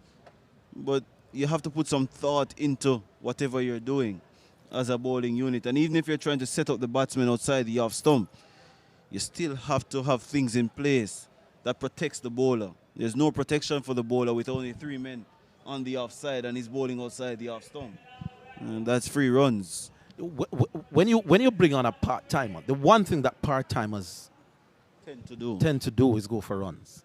Yeah, they'll have the lucky arm and they'll nick out a wicket here or there, but you must give them protection. And I agree with you.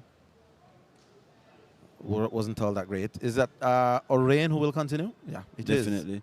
Average cricket so far from St. Catherine in this post-lunch session. And that's played out to where again they're coming. This could be tight. Is he? Not out, says the umpire. And they are livid. The fielding team is not happy. And somebody doing some press-ups in the middle of the pitch. That's Orion Williams himself. I'm not sure what that is supposed to signify. We're going to watch the replay here. You would make up your mind, Jerome, whether... I tell you what, I wouldn't want to be a partner with Romain Morris batting at the crease. He's always ball watching. He's always thinking about how am I going to get to the next end, which is always a problem when you're running between the wickets. You have to trust your partner. He's always looking as to where the ball is going rather than trusting the call. We haven't seen the replay as yet to see how close it was. But again, Morant punched it into the offside. Both of them set off for a single. And then he just turned his back on him. He's home. He's home. He's home. Morant is home. So good call there from the square leg umpire. Which is one of the reasons why you can't use field as reaction to tell whether somebody is out or not. Because if there was no replay there, you'd think that the umpire got it dead wrong. But it was a good call. Indeed. But have to get the signals better between the wicket. Kingston embroiled in too many of those problems since this session alone. About 3 times now. Yeah, and that's punched up to a short mid-off position. Kennard Lewis is the man who was in the way.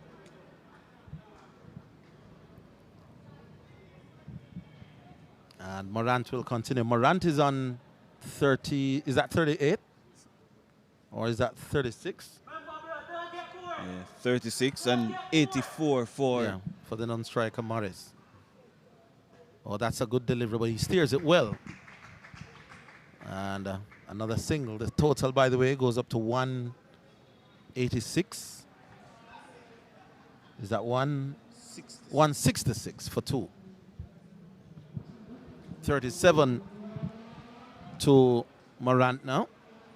And Morris, who is on 84, his last 3 scoring strokes were 3 delightful boundaries.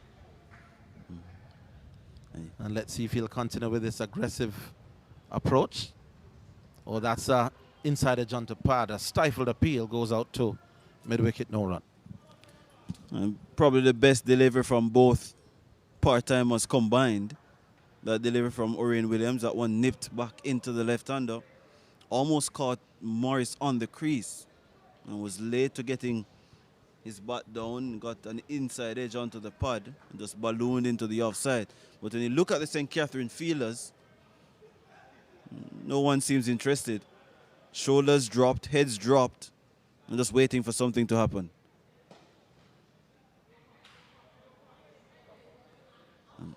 And that one was driven, knocked down, no run.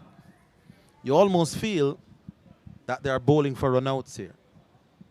As if that's the most likely mode of dismissal at the moment. That one of these will get careless. They've looked as likely to get run out as any other form of dismissal. Morris on 87 will not want to throw his hands away. He's correctly pushing out towards extra cover. No run. Sean Grant will take you up for the next hour or so. And I'm taking my leave. It's the first water break after lunch, and Kingston continue to be in a good position. So 166 for 2 for Kingston after being sent into bat. 3 hours into play now, and they've looked the better team, much more focused than St. Catherine, who have done mediocre things so far in this session. Poor captaincy, poor choices, poor bowling rotations, poor field setting, and it looks ominous now. It looks as if Kingston can bat them out of the game unless they get a couple of quick wickets in the next 40-45 minutes or so. Well said, Jerome. Jerome will also take a break, and we'll just await the start of the resumption of the water break. What has been interesting, though, from this morning when St. Catherine, they won the toss and elected to field. And they were expecting, though, because I was passing the team talk at the time when the coach was having a word with the lads. And he was stating that there is some moisture, always some moisture at Sabina Park. And we saw a bit of moisture, though, but the batsmen who opened the innings took advantage of the situation. And you saw shots all over the venue. But guess what? They're good combinations, they're good partnership. Buchanan and Morris. I know Morris and Morant, they're both unbeaten. Morris on 84, Morant on 37, score stands at 166. This for 2. So if you ask the question, it's not in limbo, it's not balanced. Kingston having the advantage, though, and many persons will think that the Senior Cup final will go down to a first innings victory. As stated by Jerome earlier on, that St. Catherine is yet to be bowled out in this year's Senior Cup. So they have a long batting lineup. So Kingston know that, so they have to pile on the runs as best as possible. And if any time is needed to do that, this is the time. Right in the final, when it matters most. But both Higgins and Foster were stating about the spin, and they started back with spin at the resumption of play after lunch, post-lunch. And I am agreeing with both, as I thought that was the wrong thing to do. That's what I thought. But that's what they did, because they had some success with both bowlers, three bowlers you may say, not necessarily success with taking wickets, as Royal is the only one to have taken 2 wickets so far.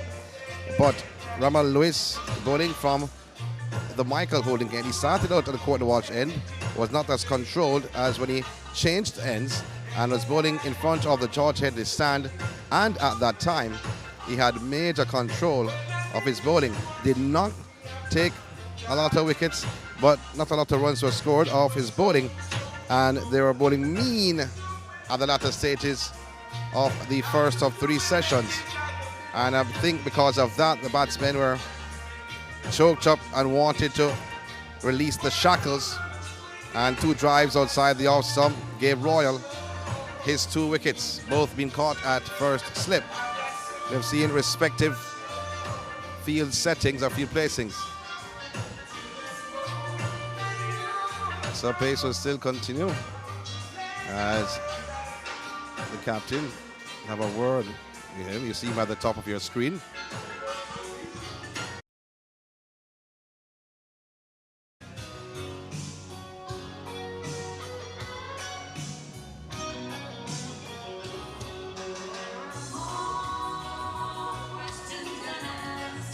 So Powell, I'll be now introduced the opening bowler. Brown was operating from this end. They've taken off Brown and brought on Powell. And Powell will bowling to Morant. So 1 slip and a gully.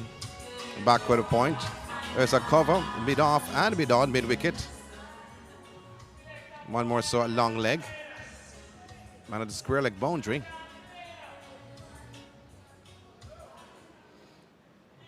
So Powell, let's see what he has to offer. Bowling to Morant. Outside the off stump, trying to angle it down to the third man region. And a backward point is there. Came on to the batsman a bit quickly. Saw the intention though from Morant.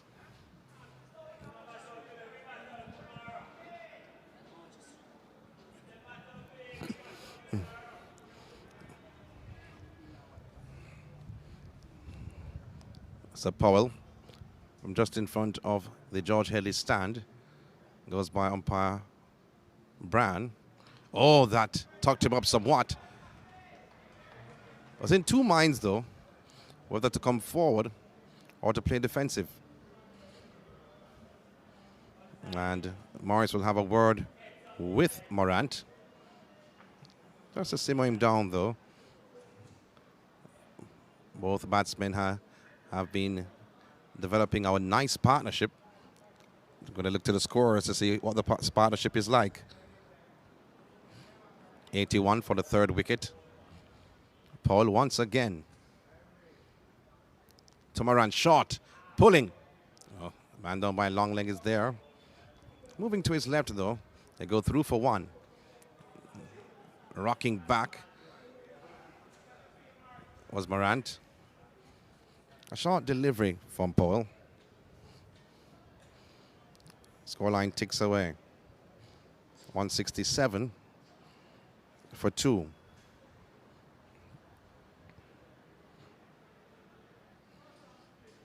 Looking on the same field. And that was set for Morant. So 2 for Morris. No, actually. Short fine leg being implemented. One slip, a gully back with a point. Extra cover, mid-off. Short mid-on. Went to the left hand, a shot. Pulling.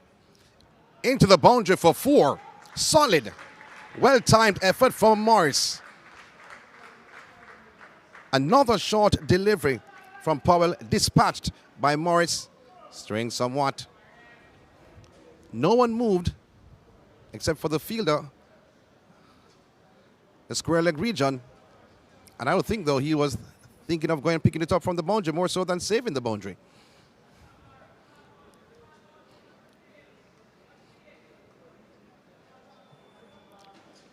Morris looks around. Scoreline moved to 171. He's gone on to 88. Powell once again. Shot again. He pulls. Will he be caught or will he go for 6? He goes for 6. Another short delivery from Powell. 3 straight short deliveries from Powell, dispatched by Morris. Oh my word. He has moved to now 94.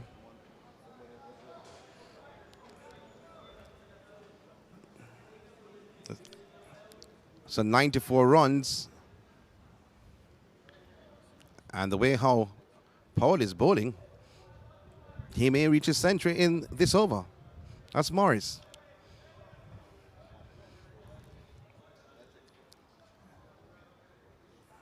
No adjustments in the field. Long leg. Deep square leg. Mid on. Mid off. Extra cover. Back with a point. Gully. One slip. Ball into the left-hander. Trying to pull once again. Mistimed effort. Short. Not as short as the deliveries before from Powell. But they go through for 1. The intent is shown by Morris. As he crosses for 1, he'll face up. Well, this is intriguing. As he has moved on to 95, the score 178 for 2.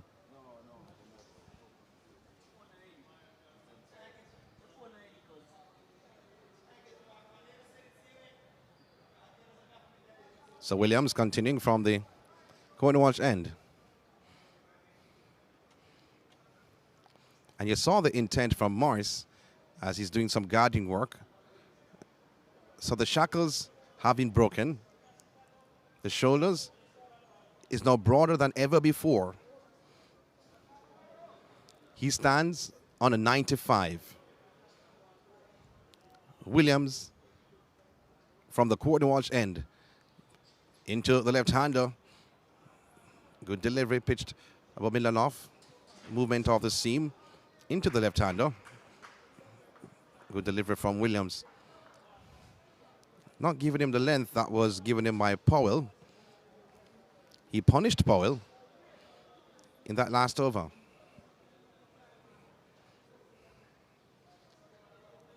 .178 on the board. So the sun is back out in all its glory on this Saturday afternoon. To the left-hander, covering up defensively. Playing on the offside is Morris from that Williams delivery. There is a long off and a deep mid-on. Mid-wicket, one slip. Gully. Extra cover.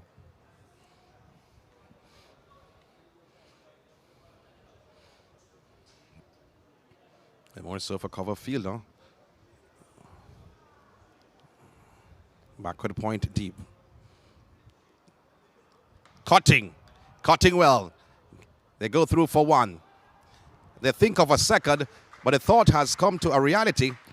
So 2 more runs off the bat of Morris. And he has gone on to now 97. The score 178 or 180. 180, I think, for 2. is getting confirmation from the scorer. Look up to the scorers, Douglas and Nelson, representing both teams. Williams bowling to the left-hander, who sits on 97. Morris defensively playing the ball on the onside. Man at mid-on has been brought in. Need some gardening work, though. Williams looks around. So too Morris. Has been prolific in this innings. Has certainly carried the fight to St. Catherine, who won the toss and elected to bowl earlier this morning. Williams once again. Punching down the ground, they go through for one. Man coming off the long off boundary. One is all they get. One more run to the total. He has moved on to 98, while the score ticks over to 181 for 2. This is very encouraging. In 1 over, he upped the ante. Was like a dynamite. In the other, he's traveling like a Sunday afternoon stroll. So he can turn it up and he can turn down the heat. Nevertheless, he's still bubbling. He's at the non-striker's end. Morant will be facing up to the bowling of Williams. Same field, not much change. Mid-wicket, deep mid-on, long off. Williams to Morant, kept a bit low outside the off stump. Signals the end of another over. Score stands at 181 for 2 after being sent into bat. Morris on 98 and Morant with him on 38 runs. Will it be Paul to continue from this end? That's a big question that will be raised.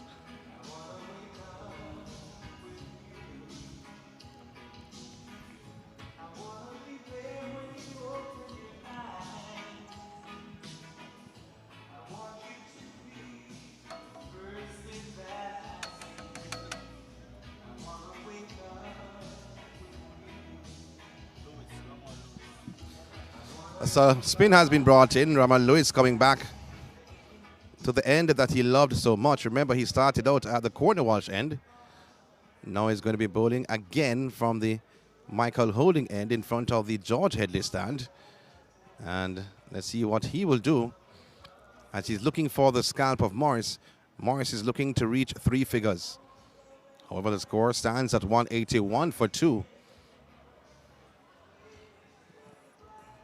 They have bowled in long stretches, though, Lewis and Royal. Is he trying to pressure him for him to play rash shots? Because yes, he looks pretty comfortable against the pace bowlers. Morris. And Brown felt the wrath.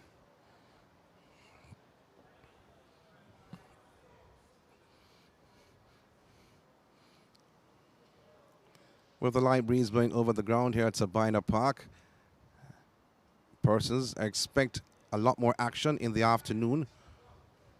A session and a half to go, you may say, on the opening day of 2, the Senior Cup final under the JCA banner.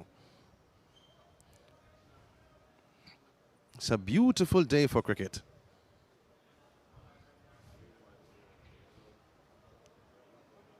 So look on the field now. Still a mid off, slip, backward point, extra cover. Is a sweep on the boundary, mid off, mid on, mid wicket. Also, man, deep square leg. Lewis pulling on to his run up as the batsman Morris just stepped away. Well, I said before, light breeze blowing over the ground, and the light has certainly turned to heavy. Bowling to the left-hander, as our weatherman in question, Mr. Foster, did point out that the breeze is blowing across the ground from Camp Road going to St. George's College. Lewis once again outside the off stump. Cutting beautifully. And this should bring up his century. They go through for one. As the ball now hits the rope. A beautiful century. This from Morris. Romain is his first name. Leading from the front, this young man has been there. Up the ante, cooled it down, did what he had to do. But he's still standing strong for Kingston as he has now gone on to 102. What an innings we have seen from this young man.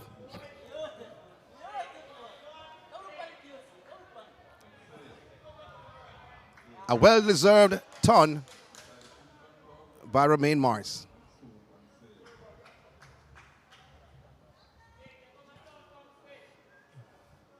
Short delivery from Lewis. We applauded him earlier on for his control in the bowling department. Lewis shot again, going back and punching through the offside. No run scored from that delivery. Lewis will be continuing. You have to applaud the innings, though, by Morris. Well-tempered, of the ante when it needed. Into the left-hander with that delivery from Lewis, playing defensively, hitting the inner half of the bat. But the applause have to ring out for Morris's innings. As you watch this delivery, only to find the man has slim it off. When he needed to be aggressive, he was. When he needed to cool down, he did. When he needed to play defensively, he did. When he needed to put the ball on the ground, he did. Or to go the aerial route, he did.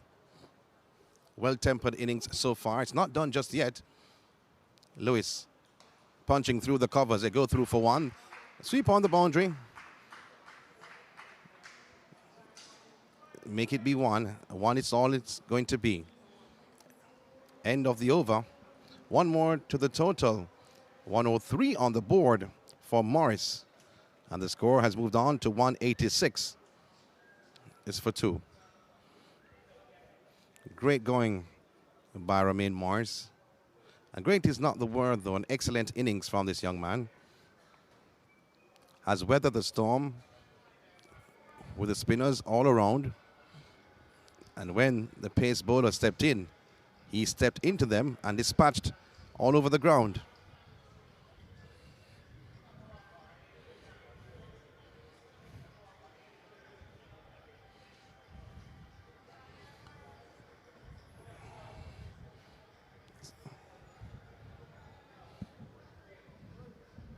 So Williams continuing.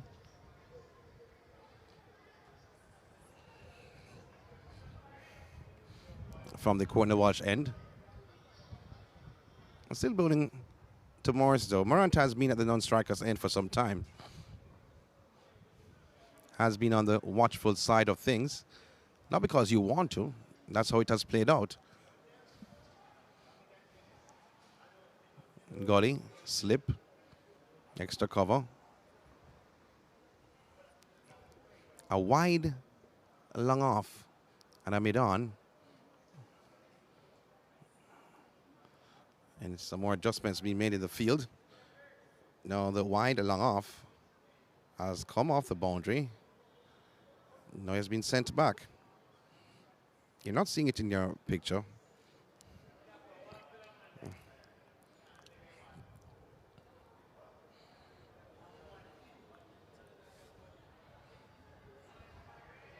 Man on the square leg boundary.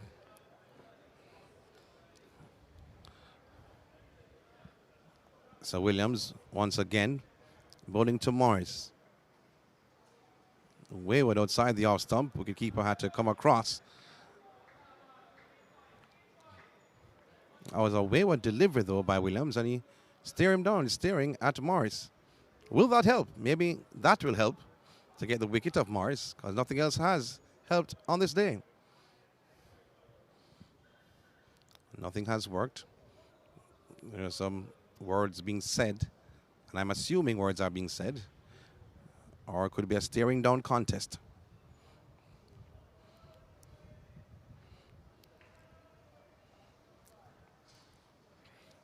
The score stands at 186 for 2.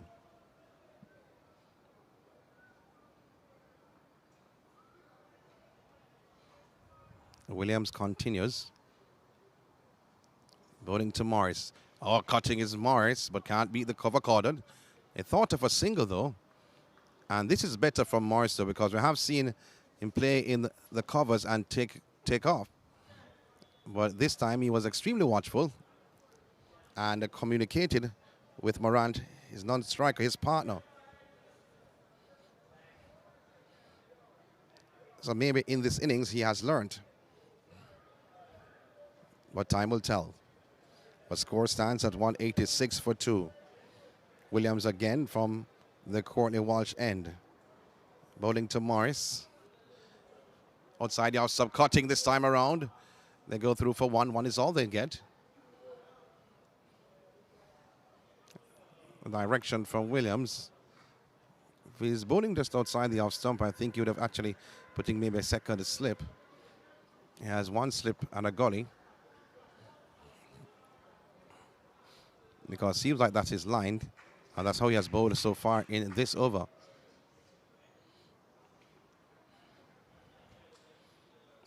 A few spectators in the ground here at Sabina Park.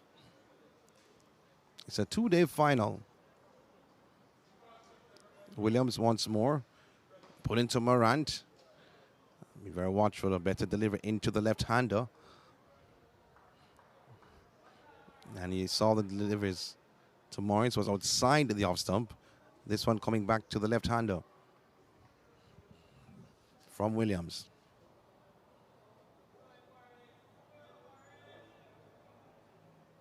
Discussion again from Williams to Morris. Was leaning over his bat is Morris, not paying anyone any mind as they are trying to unravel him for him to play some rash shots. Williams goes by umpire right. Oh, that's a bumper. That was short. I think that went over the shoulder, though. Persons are asking whether it's a wild delivery. But the signal now coming from umpire right. So 1 no ball in the over. 1 bouncer in the over, pardon me. Because I was thinking it was going to be a no ball. That's why I said that. Or wide.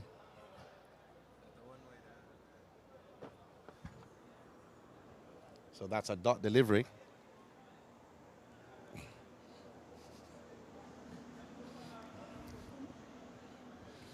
So that delivery, I thought it was going to be adjudged a wide, but the signal from the umpire to say that the 1 bouncer for the over. So a dot delivery.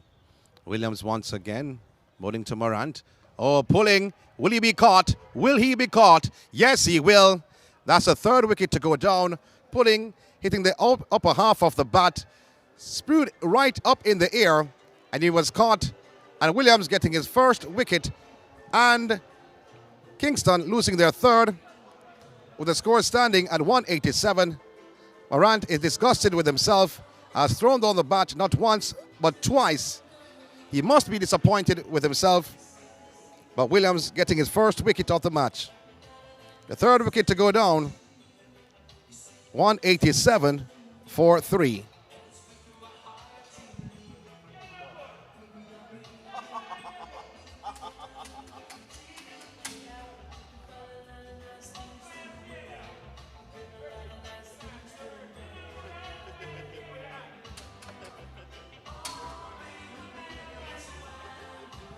So Derval Green is a new batsman.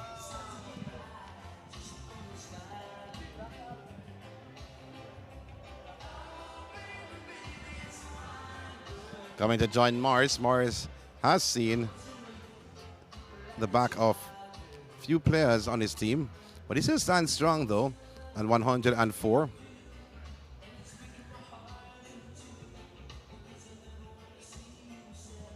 Derval Green. Morant making 38.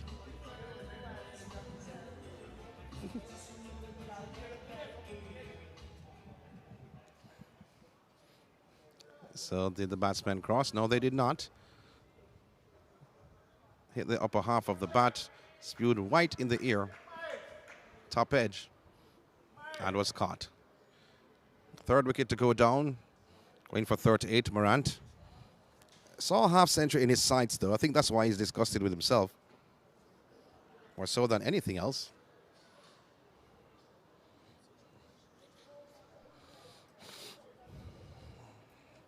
Ramal Lewis will be continuing. That was the last delivery of that over. So Lewis will be bowling to Morris. Morris watchful. That's a punch. Back down. Fielded. As you see some words being said to Green, the new batsman at the non-striker's end. Lewis. Flighty delivery. In the inner half of the bat. They go through for a quick single. And they complete the single. Playing the ball on the onside, taking off was Morris. One more run to the total.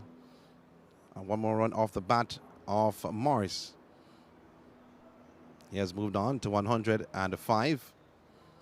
Score stands at 188 for 3. It's a right and left combination for Kingston. Kingston CC in this final. And they can hold their heads up high after being sent into bat. Losing the toss this morning. Lewis into the right-hander. Watchful with that delivery was Green. Playing the ball on the offside. Lewis continuing from the Michael holding end. Going by umpire Brian. Covering up well. Green back down the track. Feeling for the flight and the turn on this pitch. Green, the new batsman. After Morant was caught off the bowling of Williams. That's why he's at the crease. Morant made 38.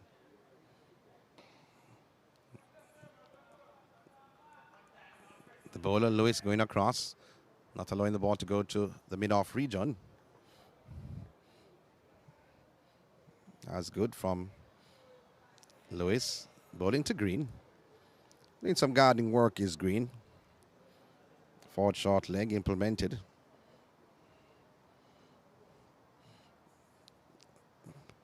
And has brought him in the play. That signals the final delivery of that over. The 55th to be exact, 188 for 3. Green yet to get off the mark. He has faced 4 deliveries, while Morris is on 105. This from 161 deliveries. He opened the bat a few overs ago off the bowling of Brown and Powell.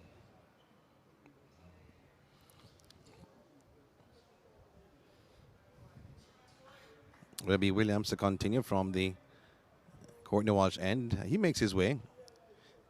He's not in your screen. Yes, he is with the red cap. He's taking his sweet time, though, Williams.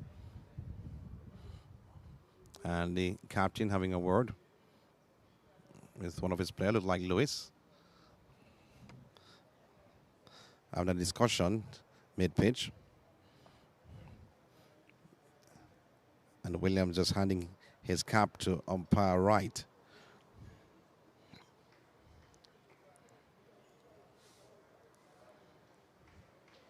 You have to ask the question, though, what is the ploy to get rid of Morris? He has been there for some time.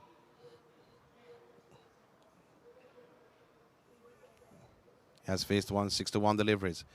Bowling to the left-hander, wayward delivery. Continuing on the same line, though, and we saw it in that last over from Williams when he was bowling outside the off-stump. And that's the line he continues with.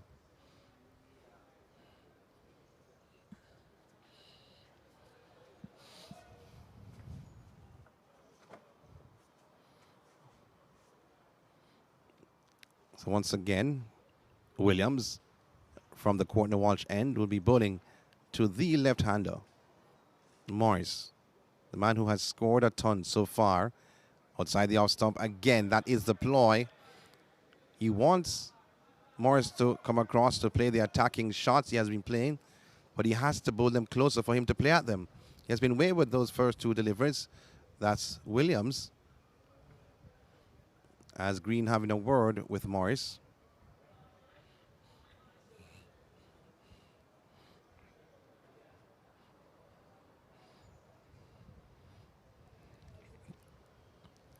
As Williams will be continuing. Taking their sweet time though, St. Catherine. Bowling to Morris once again. Williams. Oh, beaten outside the off stump.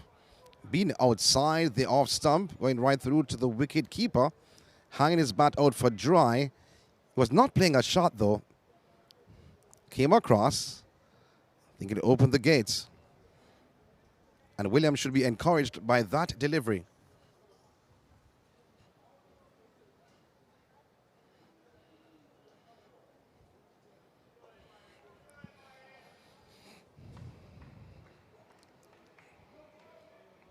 Williams once again, one slip, a gully, extra cover,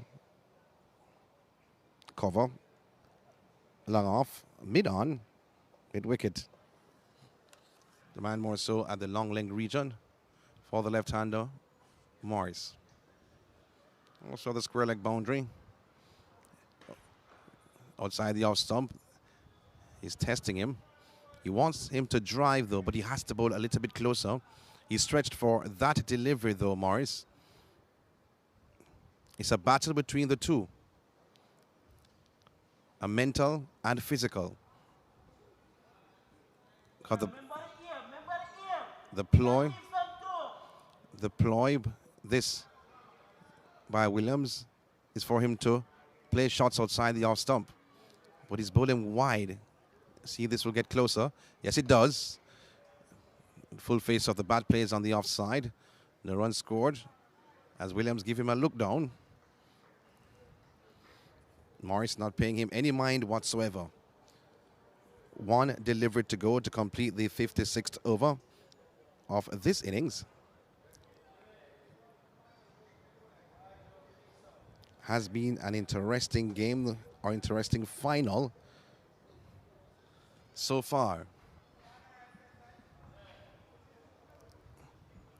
Williams once again bowling to Morris. Punt to the ball coming off the outer half of the bat. They go through for one, and one is all they get. That's the line he wants though, Williams, for him to play out the delivery. He's hoping that he can get an edge. But if that's the line he's utilizing, I'd rather him to put in a second slip. Because he's seen the ball like a breadfruit now. And the fact is, if he gets an edge, it will be a heavy edge, not a light edge, of his bowling. So maybe second slip should be implemented. I'm just saying.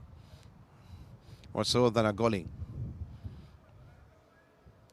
Score stands at 189 for 3, 106. That's a score for Morris.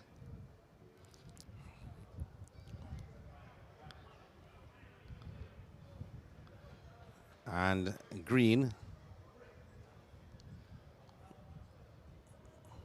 is at the non-strikers end. Morris has been doing this for some time, though. I think that's the reason why Morant got out, though, because he has been at the non-strikers end for some time, at least 3 or 4 overs, watching Morris. And he rotated the strike every time, so he got an opportunity, and I think he lost his rhythm. Lewis bowling to Morris. Mid-on, being utilized. Still a mid-off once again, implemented. Lewis once again bowling to Morris. Flighty delivery, punching through the cover region. The long off moving to his right. They go through for one. One is all they get. That was a flighty delivery from Lewis. One more run to the total. One more run off the bat of Morris. He goes on. No, 107, scores 6, or stands on 190 for 3. Green facing up to Lewis. Going forward. He was very watchful in Lewis's last over. That's Green. Has faced 5 deliveries so far. Not yet off the mark. Quicker delivery. Going back, tucked him around. They go through for 1. And 1 is all they get. He's off the mark. Met with some applause inside of these stands here at Sabina Park. So Kingston having a little bit of crowd in the venue. No pom-poms on site. They're enjoying the day. Lewis bowling to Morris. Flighted on the outside the off stump. Playing the ball. The cover region. Defensively it was Morris. 191 for 3. He's on 107 from 170 deliveries. Lewis continuing. Driving.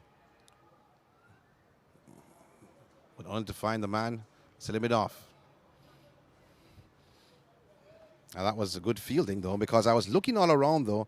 When I heard the noise, I thought it was a shot exploding. And I thought though that the patches in the grass would have actually dug up from that shot. But the man slimming it off, made a spectacular save, did not move. So Jerome Foster is back in the building. I saw him earlier on though, next door, doing some dancing. Now he's with us. Go ahead, Jerome. I don't know about all of that, but it hasn't been pretty dancing for St. Catherine actually.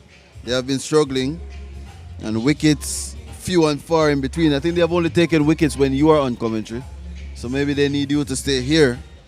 So, but we saw a very poor shot from Lionel Morant, a nothing shot. It was caught, well, he was caught in 2 minds whether to cut or pull. Ended up doing neither because he just spooned the ball up in the air and was caught almost on the pitch of an innocuous short delivery from the medium pacer. And it didn't seem as if St. Catherine could open the door to get a wicket at any other point until Morant gifted his wicket away.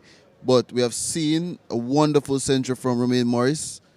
Good drives, good cuts, good front foot and back foot play. And he has done extremely well to get to 107. He has batted all day so far, 191 for 3.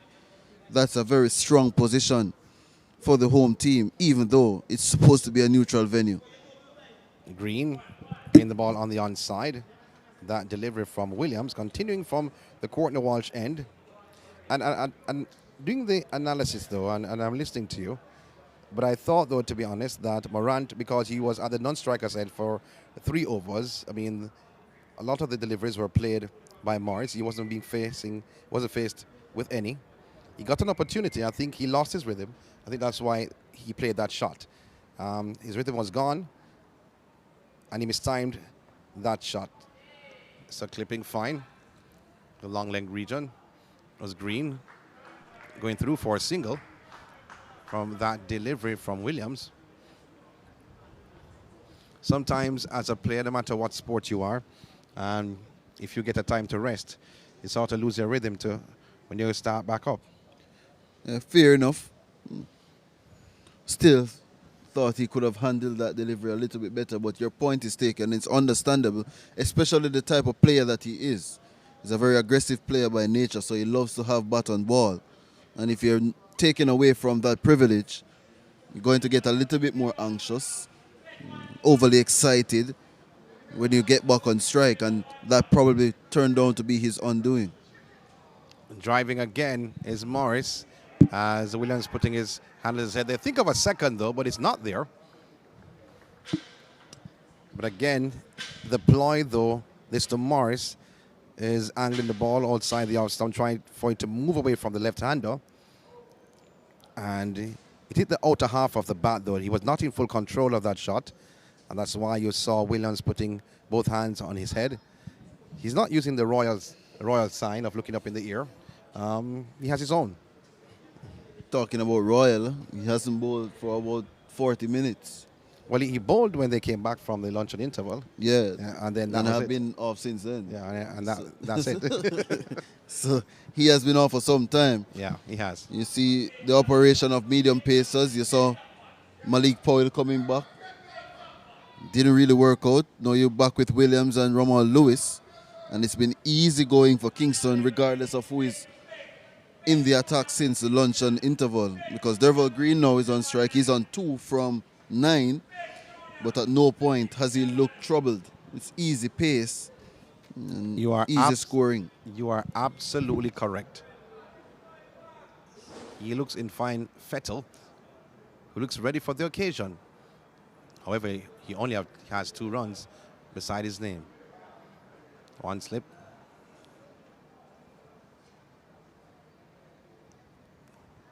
Driving. Oh. Hitting the inner half of the bat. And there's a short fine leg, though, that was brought up. And the captain was there. And went wide to his left.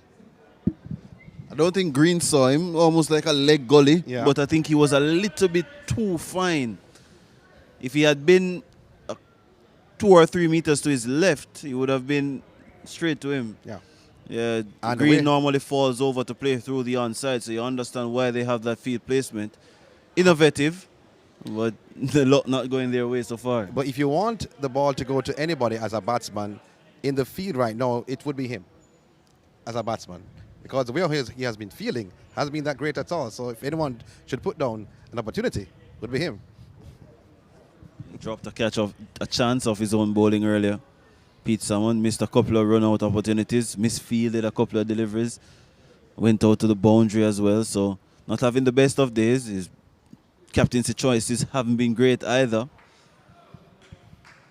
End of another over, end of the 58th over. Score stands at 194 for 3. Green on 3 and Romain Morris on 108 from 173 deliveries, though. And he saw the line that by Williams a short while ago outside the off stump to Morris, and that's what he has been doing and trying to lure him, trying for him to play at it. Will he be successful? Well, he's keeping that line, or try to keep that line, because a few times he has been way outside the off stump. So let's see if he can be disciplined to hold that line to tempt Morris, because they want the wicket of Morris, and that's St. Catherine. He has certainly piled on the runs, 108, and still going, though. And even if he looks shackled at any time, he has slowed down somewhat. He has upped the ante other times. He has done different things. So he has consolidated, and then he has gotten aggressive. So even you see him now not making any runs, or not making a lot of runs, next time, the next over, he can explode. That's what we've seen from him so far in this innings. It's probably a little bit of respect as well for certain bowlers. More respect to some than others. He showed absolutely no respect to Carlos Brown, who he took to the cleaners. He showed none to Malik Powell, who came back for a solitary over and was whisked out of the attack after that attack, and almost an onslaught from Morris as Royal comes back into the attack to bowl to Derval Green. Well, he looks different from this end, though. Was having a word with the scorer a short while ago. And when you look at his shoulders, it had expanded, because I knew of him when he was in high school. Royal bowling to Green. Turn the ball on the onside. And this is a good move by the captain as well. Tell you what, Derval Green was looking settled. Getting your best bowler on for the day so far to challenge the newer batter is always a good option. Green plays spin well. So that was in my mind when he said that. As a great decision to make by Captain Salmon, but I was in two minds in saying that, though, because he does play spin well. Yeah. But if you back somebody to get him out, it would be Javor Royal. Let's see. Has a very good arm ball as well. Oh, that's a chance. Edge over the man at first slip, goes into the boundary for 4. That's an opportunity for St. Catherine. However, an innocuous boundary from Green, and the score has ticked over to 198. That was flat and fast from the spinner. It almost took first slip out of the way. It was better for him not to take that chance or really go towards it. It almost took him out. It flew to him. He didn't have a chance, to be quite honest. It flew past the keeper's right on. Didn't get a chance to take. He didn't have a chance to react, to be quite honest. For Ramal Lewis, it went very quickly. That's what reflexes are all about. If you have great reflexes or not. I'm not saying it. I think he could have taken it though, to be honest. That delivery from Royal, he looks in the air once again. When Green played that ball on the onside defensively. He's looking on Green though. Don't know if it's from that last delivery or the delivery before where he got a chance. Royal seems like he's posing for the photographers who are not here. I think Morris is struggling, stooping over. Not sure what is the problem. Let me state that clearly now. And the hold up of play there caused by him. Royal once again. The Green playing on the inner half of the bat. Playing on the onside. They go through for one. Then they come back for the second. Using the aerial route though. Not timing that drive though. And the ball going into the right-hander. So 2 more runs to the total. And they have now reached 200 mark. So that is Kingston after being sent into bat, losing the toss earlier this morning in the Senior Cup final here at Sabina Park, playing against St. Catherine. So 200 on the board, 108 is for Morris and 9 for Green. That's a solid position now for Kingston. You normally weigh where you are by adding 2 wickets to whatever total you have. So 200 for 5. Should they lose 2 wickets now, you'd still take that. You frightened me a while ago. You said 200 for 5. I said, whoa, Yeah, when were those 2 wickets? That's how you measure how much of a position you are, how good of a position you are in cricket. Just add 2 wickets to the score that you have. So if you should be 200 for 5 now, I still believe they would take it. St. Catherine knows that they're not far away from coming back into the game. They just need a couple of quick wickets based on the batting order that is left. The batting lineup is not as strong or as deep as St. Catherine's, but they still have formidable opposition who can hold the bat or hold up an end. Well, Royal should be happy with what he saw with that shot from Green a short while ago, because Green was releasing the shackles and playing the ball on the outside. The inner half of the bat, though, was not in control of that. And as a spinner, you don't want to see a person trying to make shots against you like that. You know that you can get that wicket. You're not going to be coming here to play ultra defensive. And because you're not playing ultra defensive, you have a glorious opportunity to get that wicket. So he must be happy when he saw that from Green. Yeah, he could be. But also for Kingston, you need somebody to up the ante and take the game away from St. Catherine. You don't want them to loiter around and linger around and give them that outside chance of thinking they can come back. So Green is going to be aggressive. He's going to be on the front foot. He's going to try to score as quickly as possible to move the game along quickly, to give themselves adequate time to get to a very strong first innings total where they can cause some problems. Obviously, the first innings aim is to get to 300, which puts you in a very strong position. But the quicker you can get to 300 and take away the mental toughness of St. Catherine is also important. And that is true. Williams will be continuing from the Courtney Walsh end, bowling to the left-hander Morris. Was taking his sweet time since he has reached 3 figures. He just sits on 108, 1 slip, a gully, extra cover, a long off, mid-on. Williams bowling outside the off stump, covering up defensively.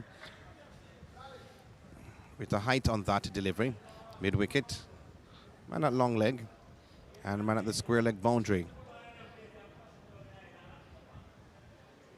2 umpires on hand for this afternoon's game, or today affair, I should say, is Christopher Wright, who is standing umpire, and Colin Brand, who's at the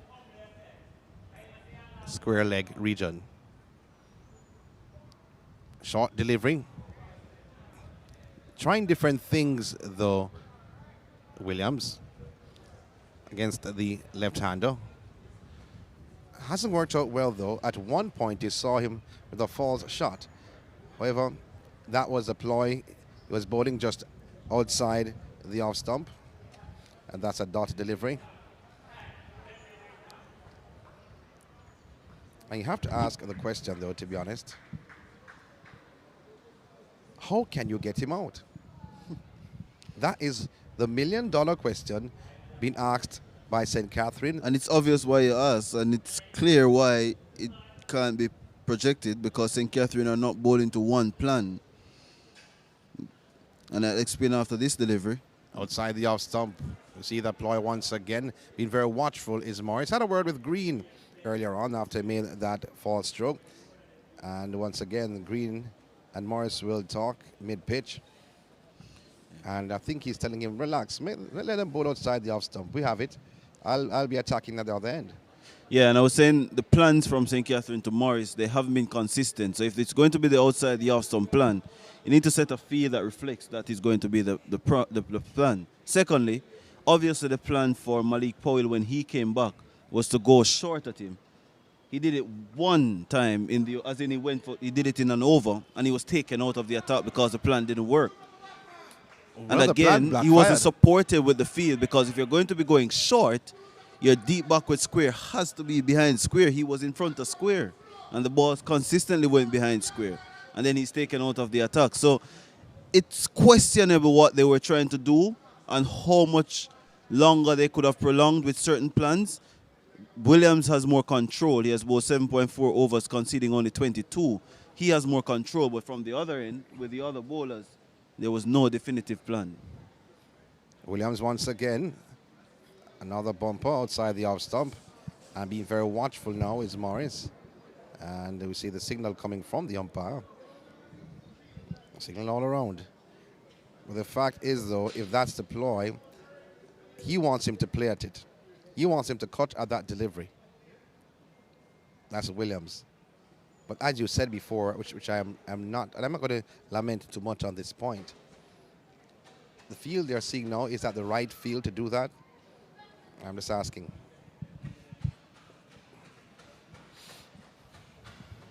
Williams going by umpire right. Oh, beaten outside the off stump. Not for the first time. And the ploy continues. And the plot thickens. End of the 60th over. 200 for 3 is Kingston after being sent into bat after losing the toss in the Senior Cup final against St. Catherine. Green is on 9 and Romain Morris is on 108 from 179 deliveries. And that's probably the best delivery he has faced since lunchtime. That one brought him forward and nipped away late. Lucky that he didn't get a nick. Probably a lesser batter would have gotten a nick on that one, or somebody who hasn't faced almost 200 deliveries. Still, that probably saved him, but that was a beautiful delivery from Orion Williams. Pitched, coming from around the wicket, pitched on middle and off stump and seamed away and almost took the edge. Was grouping at that one. And look at it again. His right leg didn't get to the pitch of the ball. It was straight down the pitch rather than going across and moved away from the left-hander. Another surprising move here by St. Catherine. One over for Jevoy Royal, and the captain is back. What I think, though, that he will replace Williams because his success came at the other end. So I think possibly, Royal, but there's only 3 minutes to go before tea. Bowling to Green. Salmon. I think Royal, who was brought on a short while ago, was brought on at this end, at the Michael Holding end, but he got his 2 wickets at the Courtney Walsh end. So maybe his next over will be at the Courtney Walsh end. They replace Williams and put him on back. I'm just assuming, though, to be honest. I don't have a crystal ball, did not walk with it today. Salmon bowling to Green, playing back with that delivery, being on the offside. So forward short leg for the right-hander, one slip, backward point. Mid off, mid on, mid wicket, deep mid wicket. Salmon to Green, flighted delivery. He thought about a driving, though, half-hearted drive from Green.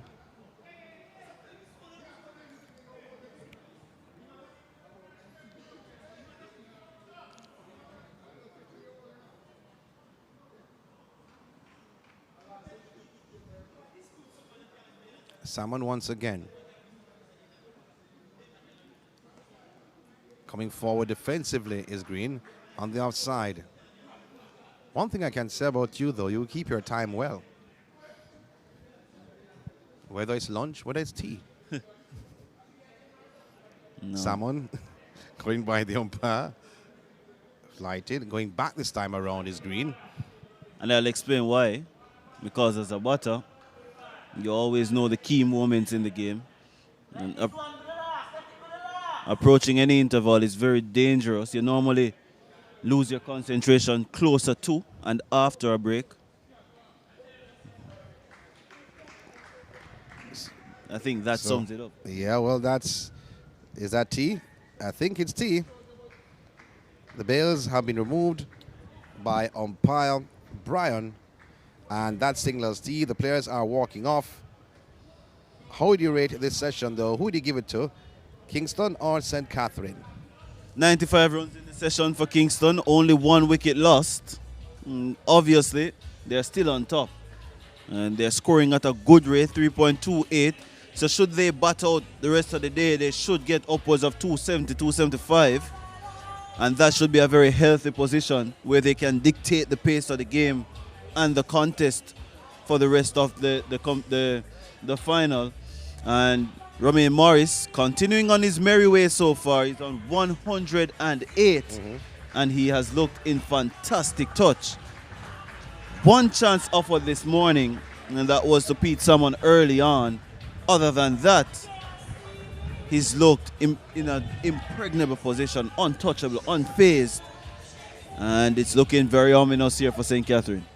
Well, it's just, well, as you said before, and I heard Orville with it, though, saying once runs are on the board, runs are on the board. The first time I heard that was from Mr. Hertzman, who was a member of Lucas before he passed on. And that's one thing he always said, that once runs is on the board, you can't take it out. You can't take it away. Runs are on the board. So piling on the runs right now is Kingston, and they have 200 for 3, and Morris 108, Green 9. T on the first day of 2 in this Senior Cup final. Sean Grant, my good friend Jerome Foster. When we come back from the break, you'll hear from Orville Higgins and Foster take you through the first hour after tea.